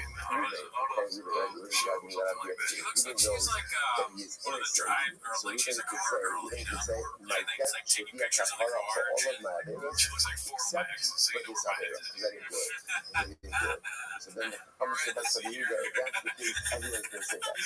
Everyone's going to say that. Why? Right? Because every defendant is innocent. And I wanted to end on this one. I think it's hilarious. Live fast and dead. Very funny. Somewhat. They can also post like So let every guilty person do that out. Say, my death should be a kapara for every except one. I don't believe anything is So what is it? But yeah, that's it for this week. Join our Patreon. Join the Reddit. We watched on the Patreon Brian Callen looks like casting aspersions on the judicial abilities like a of voyeur. because at the end of the day, every single thing you're being executed says, I But didn't do yeah, dude, shout out to pretty great. optics of strange. Props to Brady. I am so tired. I got out of there. You didn't get any sleep. But still pressing it, and you figured it out. Tech issues. So props to you too, sir. And he makes the following statement. See you next If week. I committed this sin, if I committed this other for which I'm being executed, my death should not be an atonement for any of my averas. Then ain be avon zeh, but if I don't have this avera, tehemi sasi kapar l'chol avonosai, then ultimately again allow my death to be an atonement for all of my averas. Once you hear this, if I did this avera, my death should atone for nothing. If I didn't do this avera, my death should atone for everything. It's basically the parts on the movement. And again, and this guy said, you know what? And I hereby they do this for your best. They think for your best. So I don't hold them culpable for my death. However, the Ha'udim wrote to me the weaknesses should never be forgiven. Because again, what the guy saying is obviously the guy very well. He was right. So he's saying two things. Number one is saying, if I committed this avera, my death should atone for nothing. If I didn't commit this avera, my death should atone for everything. Number one. Number two, I don't hold things accountable, right? Things can do your job, they they're processing information, nothing else for them to do. But the Indian, they should never be punished for this, not in this world and not in the next. So what happened? Okay, so show up from the double amuna zero. Shachzir reaction now. Come heard this. When I say obviously this was startling. This was very startling. Because the guy was really willing to go ahead and say that the death should not be a kapar. Very startling. So now the reason for this video of the year. The Nazi social time is not here. If you bring it back to the year, we try to do it. You can't do that because everything should be heard. Allah, the holiday called out Torah the summer agent. What has to happen? Executing. And again, they did their best. What's happening over here is the yoke is going to be suspended around the neck of the agent. That's obvious. You might just talk to me, right? Let's see if I become Hajji Nabi Sahabi. Yeah, okay, what happened over here? What happened over here is, so if it's on top, Thanks for tuning in. As always, join the Patreon this week. but just because We the guilty watched party Natalie makes that statement Palomino's doesn't mean they reverse the The Clown Special. Yeah, if you're not familiar with that, it was a it's a pretty clowning shocking and Netflix jarring comedy statement. thing that came When I out a say few years jarring, ago. that's If you want to know what we think about that, check out the witnesses Patreon. wanted Shout out to to everyone that already joined the Patreon because they're the greatest, dude. You know what I mean? Yes. Thank you. Thank you so much. We really appreciate it. Also, we stream live on Wednesdays now. Join the Reddit. Also, join the NSFW Goonies Discord chat rooms that we have for hentai. Unless if you gotta call it Goonie Daddy. You have to call me Daddy on this. Anyways, that's not why you're here in the podcast. You're here to watch Sam as the shop. To start the timer, play the G clip. Alright, so this week got changed. You know what I mean? We had a couple good weeks, right? James was getting watching all these videos, you know, Frank Baby, Girl Passive, you know what I'm saying? Yes. This week is a lot of picture posts, so it's a lot of, you know, we gotta make something or nothing out of something, right? Yes, yeah, I mean, we gotta be the smartest tools in the shed this week. Yes. This is the first one that's posted by 7102 Cam. It's called Begs the Differ with Papa. Was cheating Sky is weird. It seems like the most down-to-earth guy on either side. Record it separately later on. This is Thomas News, he sucks. Damn, look, coming out with the receipts. I don't know if that's really receipts, but that's fine. That's facts. That's facts. That's facts. I mean, I like what's his name? JDB. I like her. Oh, yeah. But you and Papa. Right. I don't think so. So, I think that's where it's just Luke does not like JDB. Shout out Luke Thomas, dude. Great guy. Never met him. Let's see here. This is posted by Peter Senior. Give a gun. It says in the show. In the execution process. So now remember, they didn't even have to execute.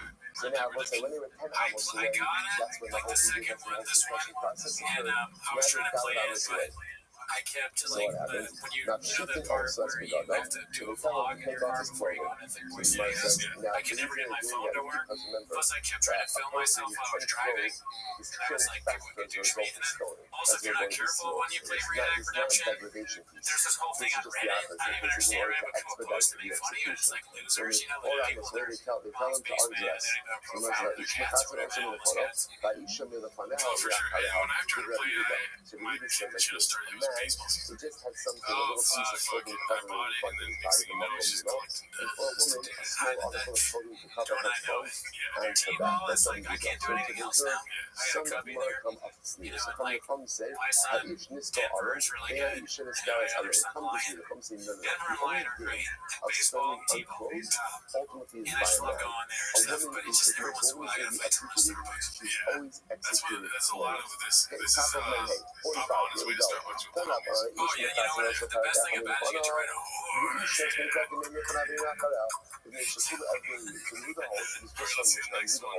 This is gonna be posted by They Call Me Hex. This came up on my Facebook feed. Teacher, why are you laughing? Nothing in my brain. Oh yes, that's a whole. I saw this before, yeah. But it's making a resurgence. Very good. Very good. So I got the tab from Eddie's fiance, yes. And he does look like it's Mike What's the logical to say? That's like if so Delia spent too much time at that craft service table, they said, hey, you know what? Another thing we're talking crap. I'm gonna talk about it. Craft service table. Mike also, what is also? Even also, let's see here. if you want to say that the Okay, Guinness you guys look at only me. applies to a man, Finger it on doesn't the apply to a safety. woman. Boxy, Finger on the trigger safety off. Yikes. Posted by, who's this info? explicitly says that they will take out the man or the woman for stoning. To which the says, I am my also, Look at that, rather Red one likes to fuck also, with this me, dude. also below the suso. But it This means huge exactly the wave special of cartel guys dinner by a man that doesn't apply to a going woman. from being What the special very dinner funny. still applies to a man, You not know by a Red Bar, woman. right? Ultimately, Red Bar's been calling him the clothing lobster. that by a man is But stoned then, unclothed and a woman is stoned with her clothing. he was on Getting Dug with High, and they were doing like some rap thing. Oh, yeah. Okay, so it's And like Tony said, I'm a motherfucking lobster. Yeah, no, someone posted that in Reddit too, I think. I saw that. you And stole a man those without his fingers, clothing, you know a what I mean? woman Like, with like her a couple clothing. Who really says, and so right. the locus so Or fortunately, he becomes basically like a fucking tactical operator. Starts rendering that means what? Everyone is sold without their clothing. They're going to these places and having shootouts with their tower. It doesn't matter man, it doesn't matter woman. Yeah, it was like one of the shooters. What I don't like about it, we've seen him with the gun and the cigar before in a Wu-Tang Clan shirt on. This is what you thought was cool when you were like 12 years old. Like you could see like, oh, let's do a video where like I have a fake gun and a cigar, right? And it was great back then. It was fucking savage. But now he's like 40 something and he's still is like so insecure that he wants to shoot, have a gun in his hand and a cigar. Like I'm cool, I go Wu-Tang. Common are concerned Austin ultimately BD. again. That's one of those movies where he's like, it's not for the people here. It's for That the if you people go watching out, it. especially by a woman, and Everyone stone watching her this is like, unclothed, there are other it's people like, present. so I forgot about the tear slap. Seeing a Yeah. woman unclothed You know what I mean? will go ahead It's and so awaken lame. He's such a certain nerd. inappropriate It's just desires. not necessary, honestly. And therefore, that's what Right. I'm concerned over here. How you So gonna be there are like, other we who are keep our arms and then be like, it's for concerned for that. protection and you just have the safety of it for no reason. You're smoking a cigar. That's Who are crazy concerned too. for That's that. pretty Therefore, say crazy. a woman I'm is all for always the Second stoned, Amendment, dude. is always But, stoned you know what I mean? right? Put the And cigar what he down. does, You know? sees nothing. Oh, look, I have a lot of guns, but you'll never see them on the private. Yeah, they're tactical places. Yet, Because I'm always we ready. learned actually just the opposite. Well, just the opposite. So this is Yeah, by like if sober. honestly, if It's someone came in not. like a someone tried to break in, have like drug dealers or something, I guarantee you, I'm not And there's an gonna be the entire one process. She's leaving. brought before the Cohen. That stuff There's gets the entire mixture of Is that how it waters. goes? So you go ahead and You told me you're a magician, right? drink You the make me waters. disappear. So as part of the process, the Cohen Don't rips her put me in a room clothing. and make me fuck my way out. Oh, here's a It's fuck 'em. not a Cohen I mean, opens I'll the dugout. The Cohen holds on to her I'm not gonna clothing. sugarcoat it for you, Dave. I'm not gonna put sugar over your dick until you delicious. And the guy's Action gonna die. Dara asleep of a social Sarah. But I got Her heart is exposed. But it becomes one And some other guys they died undo on the her way hair. out. So So the the Spanish hair like, yes, in the fucking they college undo the land. braids of her It hair. became super dangerous. You wrote down. You know, they just figured it's sitting next to me. It's kind of time we're at a range and I can do it, so why not pull it out? But Here's it the really thing. is Just finger the trigger. Safety's on, guys. Safety's on. Some Don't play states that. that allow it. Safety's And on. Rudy says, Don't give this away, Wolfen. no, I am the later. So Rudy says, no, she was an attractive woman. He's not funny when he You doesn't have don't do David with him. this. You don't do this. Yeah, where's David Then at? I am silent there. Let's see No, I here. am so and ultimately again if her hair was attractive, he also don't undo it. This is So he posted works with by one secret Fine there. Line. So he works with it sounds like over here because Agronomy. Fine Line Agronomy. ultimately Talking again. about DeSantis There's a man that 2024. sees this sota. It's a picture of Slojo and it says, I voted, and I won't say who I voted for, but there will be signs of American flag. That's what the next 4 years are better than the shit show we've had for the last 4. Vegas forward. Is that her kid? And it's funny to hide your kid. Maybe no, that's probably just the redhead. Just as they're supposed to. Yeah, well, you know, it's all, you always want to like look for what celebrities are endorsing which candidate before you make a call. Like with me, I obviously checked in with Jake Paul. I had to say Brendan Schaub and Brendan Schaub's wife, the woman that sells her purses online and stuff. I'm like, who are they voting for? Right? Yeah, I looked at that before I made my informed decision. I like the scavenger aspect of hers. You know, there will be signs. You know, you gotta figure it out. I won't just come out and tell you. Right? She doesn't do that. It's posted between pictures of my face. This one's posted by Haphazard. Bob weighs in on the election results. Mainstream media is officially dead. I don't know anyone on our 50 that takes CNN or Fox Series. The celebrity endorsements didn't work. Anyone with a few brain cells knows these people are completely full of shit. Any comments on that line? Anybody needs dead on, dude. It's fucking different. I go to my, like I said before, where do I find out my shit? Fire the Conservative Primetime podcast. Brendan Schaub is surveyed. Yes. It's not It's not the flex you think it is. Or maybe First of all, maybe we should be what concerned is by he in Skila, reference to? because if they see a woman There's in been a like 4 partial state sentences of being before that unclothed, sentence. so again, It's not the flex you nothing think it will is. happen. What the fuck is the Not be flex? executed. Maybe you think it is. Maybe Maybe that celebrity endorsements to do are good. immoral Oh, things these celebrity endorsements are not the flex I think you think. I'm I didn't say I was smart. When we start this episode, I was like, I'm smart. Well, yeah, I mean, celebrity endorsements don't work, except for, you know, if it's like you're selling whiskey and you fucking, you know, talk about the tradition that the Sahara only takes hold of something that you see with your own eyes. In other words, what that is saying is that he sounds like a Star Wars character. awakening a desire for morality with someone else. Seeing a person awakening a desire for morality with that person that you see. It doesn't, essentially, immorality is not just verbal. Right? In other words, it applies to what you see.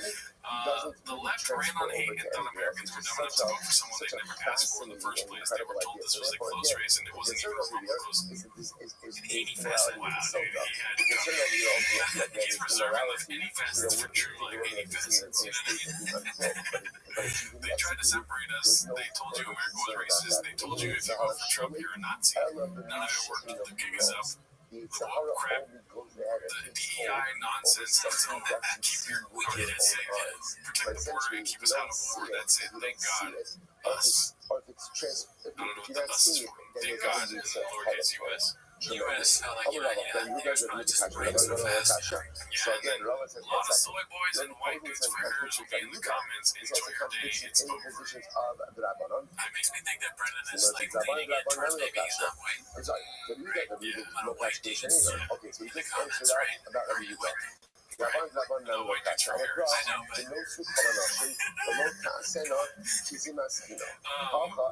think it's funny that he's always trying to turn a new leaf. He's in a constant motion of like, well, that hate's gonna end eventually, dude.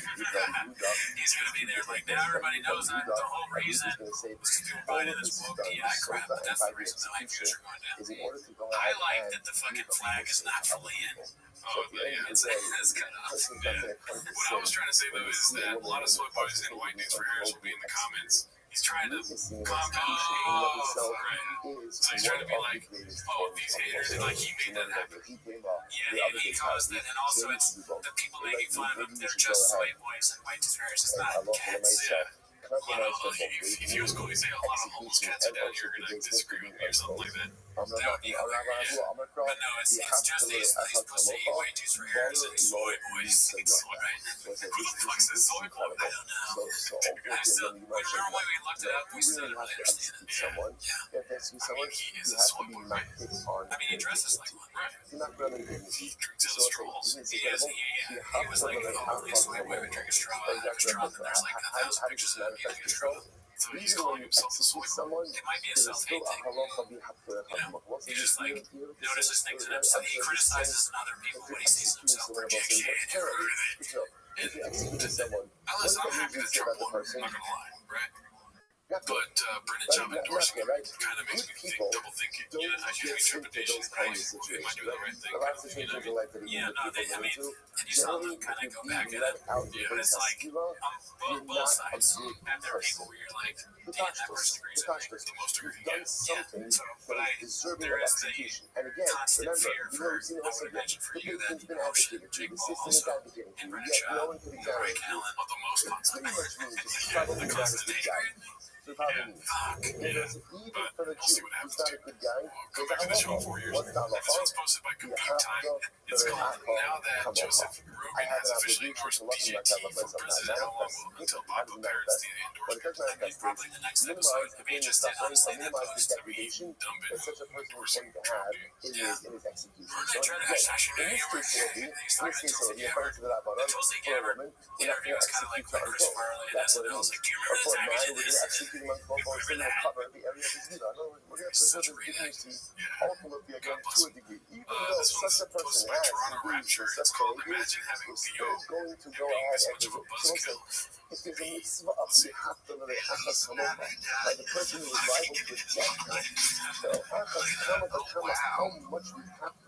the one I saw Jamie else on this too. Is it music to it?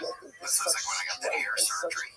such negativity that comes over what? Over Hashgacha's differences, listen, at the end of the day, there is a profound obligation that we have to love each other. If I even have to love the person who's being led out to be executed, how much I have to love the Jew, no matter how different he or she is than me. So the later Rav Nachman tonight, maybe Rav Nachman's statement ultimately is Machlokes tonight, which he must have known. Before you Alma is with Rav Nachman. He just doesn't understand jokes. He's just so unfunny that if you say a funny joke for us, like it's like being an alien to him, like meeting somebody from a different planet that you can't fathom it. He's like, no, your joke, that was funny, but I want to like listen to the music of this man. This fucking meme that I found. You're one of the best comics doing it right now, but no, I found Jamie pulled up a thing that's random on the internet, so we're gonna watch that. Is that your takeaway? He fucking sucks so much ass. Let's see here. This one's posted by Various Concepts 2615. It's called Is This Popa's Most Redacted Form Ever? Will people choose? Will people choose the preservation of dignity with more physical pain or less physical pain, but the compromising of their own dignity? That's my focus here. For those who remember again, what's the trade-off? The trade-off is like this. I can keep my clothing, right? He's like a retired WNBA guy. The hair and the forehead, there's something strange going on. And then he's in the full like truck guy outfit. But there's maybe less physical. Like he works at a fucking he suggests this is so profound. Which one do people prefer? You gotta stop wearing our shirts. Give it text. This is the car. You can't just show up and fix a truck. He's so dedicated, he wants to work a shift. Whatever that shirt says. Every picture of him looks like he's saying, so the person, like, what? Would you trust if a picture truck? No. Yeah, no chance. Next question. Next question. Definitely not. What's wrong with my truck? I did some donuts with it, and the blowers aren't working. Of another person. I wouldn't trust them to make a table for me. I'd rather keep I had no my chance, you know what I mean? and suffer physical pain rather than lose my dignity. I tried to make a peanut butter sandwich, but it is such an incredibly so many halachos over it. Not just of how to execute people, but how to treat people in their life. You have to you have to love it no matter what. They disagree with you. You have to find a way to accept and to the love score on the every platform is Jew, 28.5 signals that the business could be defined by the following tags: risky, dubious, and this is why you have to be so careful about how you treat the dignity of another. Proximity to suspicious websites, threat profile, phishing profile. That a person, The some people malware would score rather is high even also. suffer Well, physically, that's obvious too. but I mean, keep their that's the dignity team's fault. and to I suffer mean, no, less that's and social lose media in the shadow. incredible. It could be both. Yeah. Come I on. heard it both ways. Okay, now let's say that it's not so that we're losing science. We're going through the journey. It's almost like This one's posted by overwhelmingly we're going through the journey. We're walking side by side with the accused. This man calling anyone a soy boy in 2024 needs to be closely examined. I mean, doesn't boast of straws, dude. You know what I mean? Yeah, the straw, the selfie, it's not a coffee. It's like it looks like it appears to be one of those pink drinks. I don't even know what that is. He's got like a scarf on. It says he's in California. I don't know if he needs a scarf. He also has to do the Joe Camel face. It looks like his nose could snort a line of coke from left field. You know what I mean? I just find that, it looks like his nose is ready. You know what it's ready for? Some pozole. Oh yeah, pozole. Take that shit to the down. Which makes a lot of sense. Like the witnesses The glasses. It's just like the most redacted investigator of all time. Oh yeah, like if Hercule Poirot could not solve that mystery, So the Gemara says, I have come up with a think we can go to get drunk. if the turns back when he hits the ground, he falls right on his chest. They would turn him on his side. It makes If him Agatha Christie and wrote ultimately, a again, if he dies as a result of Bob impact, as the main yes. guy, In other words, you ran looks like he across, has but in aftermarket order to lips. be Yotze ski Like off, they did in you Ghost have to Talk, you know? throw Yeah, this plastic surgeon or whatever he's doing his face, not the best part of the team, really. But he does it for these pictures. He's like, I look fun. What if he didn't He die loves like that? selfies. So again, Look at him, first man. He witness thinks pushed him he off. looks The second good. is Hashem Part of being successful is that confidence. I don't actually have that confidence. So Yeah. literally It's again, pretty cool that he has that. throws it on the guy. I mean, if Throws it anything, on the guy. right? Then they spud you on. So Every again, he picture dies is so from good. the first It's just stone. so weird to have this Regimasa b'chol Yisrael. Then again, more people get involved, and you bring the gift of stoning. Shneimar Yada Eden Tiyah Rishona, La Misa B'Yad Kol Ha'am Ba'Torah. What's it fascinating? Good, say the Gemara. Tana, B'Kol Shalo, Harikin, Shal. Now also remember again that it's true that Beis HaSkila 3 stories high. Plus, remember again, a person also stands at a certain height, which means that it's falling also from even a larger height. Why do you need such a tall structure? So the Gemara says, after all, the middle, to kill at a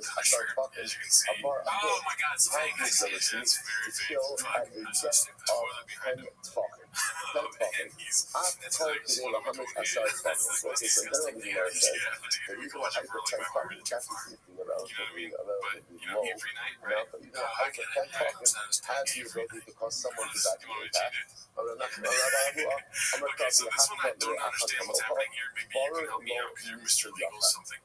Suppose I have Max von Blitz. Can you imagine that a certain online shop by ex-MMA fighter gone comedian has a security vulnerability?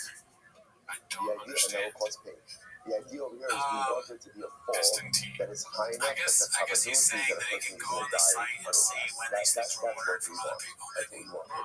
Because it does the time that they were So the answer this must have been you right here, $250. Oh yeah, well this is probably that minimizes the I own all this shit. I can't stop buying dry vessel gas shit. Imagine giving Greenwich up $250 to you get 4 items.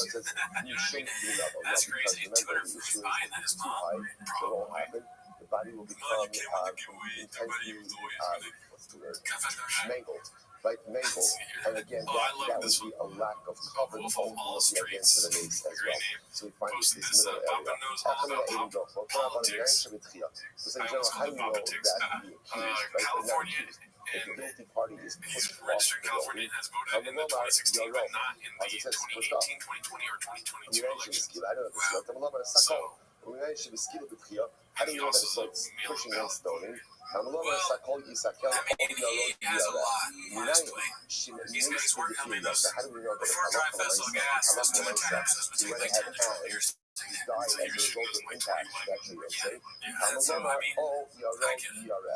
One thing is though, over under on him voting Democratic in 2016, like Obama maybe, 2016, Hillary. From impact. So I think you probably would have tried. Not a chance. You don't think so? No. Yeah, so he does right. Redman's crying in a car. Right? And you think Bubba's going to be the one guy that sticks out like a sore thumb voting for him? Yeah, true. I think he voted for Hillary Clinton and probably cried when she won. So secondly, this comes I mean, Papa just does whatever the other people say. So yeah, if Rogan was for Hillary, then yeah, sure he was for Hillary. Or Gary Johnson. This was what the SPD proposing we just refer to him as the week from now on. Oh yeah, I think what they should call him lobster so funny. Lobster is better than dweeb, I agree, yeah. Let's see this. Posted by Peter Gooch, Senior, new defect merch part 2. Yelling freedom. Why do you like that? You don't like your freedom. Thank you. That'd be so, I mean, that's obviously not real. If he embraced the thing that would be pretty funny. You fancy yourself fisticuffs? That's a good one. I get that one. That would be awesome. Being cheated. Pretty good. Wanted lost dog. I can't do that too much. That's fucked up. Pain hasn't gone away. Hatties and baddies. It's funny, but I would get it. Don't have statistics to do with the hell right here. Hell yeah, Nate. That's my favorite one. I like that one a lot. That's a good. I mean, James should have a shot. We should start selling kind of squares. That'd be great. With no James for that. Let's see here. 100% need a have you seen tank? And also a real tank. Belt tanks all around before employees left like for me. Hatties and baddies to go with a collab. Should make the fancy fisticuffs. Okay, so I just dance that are all from comments. Hilarious. Agreed.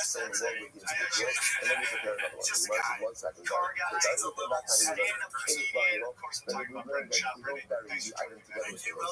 That was like, you don't want to bury this with the mace. It's almost like such a contradiction to the mace. The mace should be buried along with the very item you executed with. Because you're like, No chance he might have found out like the day before GUINNESS was done. Stupid idiot. Yeah, so to win this Dark Horse Mustang, it's a special one because of the motorcycle. become potter. Let's discuss this. So let's say again, Reuben is condemned to death, and before the execution was carried out, so one of the witnesses lost the hand. So if he lost the hand, then halacha l'maisa Reuben gets off on a technicality. So you might say my time, I'm right. So potter, Reuben is potter. My time up. If I even yata even give away shama, the left. This is kind of a because it says the hands of the witnesses have to be on the defendant, right? The guilty party first. So therefore, if the witness doesn't have a hand, so Reuben goes free. Technicality. And the answer is in keeping the Nekar helping them to see. So I guess that's this. Tell me why. That people without hands can't be witnesses. No, there's somebody who doesn't have hands. So you can't go ahead and testify in a capital case.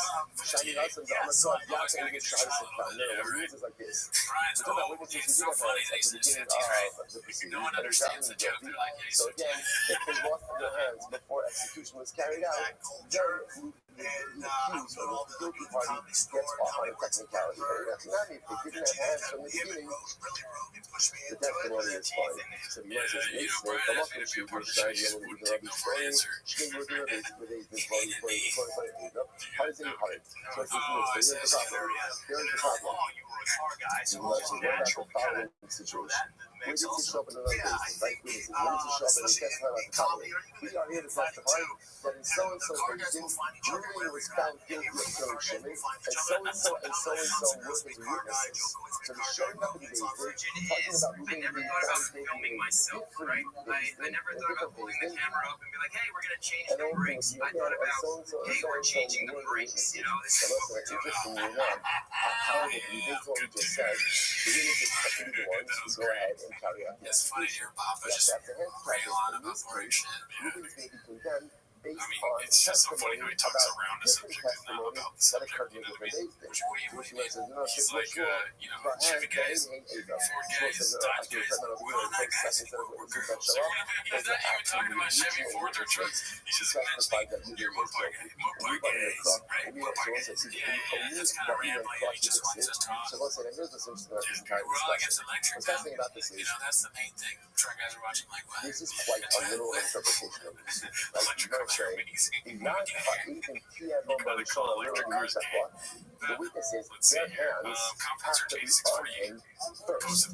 Right? The witnesses will push him off the side of the building by skiing off.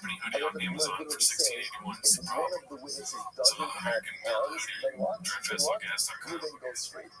The Lord says, that is a pretty literal interpretation of the passage. So is that how we operate? Is that how we operate? That we're literally going to require such a literal interpretation? So the Gemara says, So they took the same thing from that thing that was on Amazon and just made it 1681. Well, how else do they pay for the Mustang? Well, you know what? That one doesn't say drive fast till gasoline. Okay, that makes it a lot cooler, right? I think it'd be so much cheaper if we just pressed ourselves. Somebody kill someone else. How much money is that to execute? Now, Now, I only know that you have to execute in a particular execution. That the Torah highlights, right?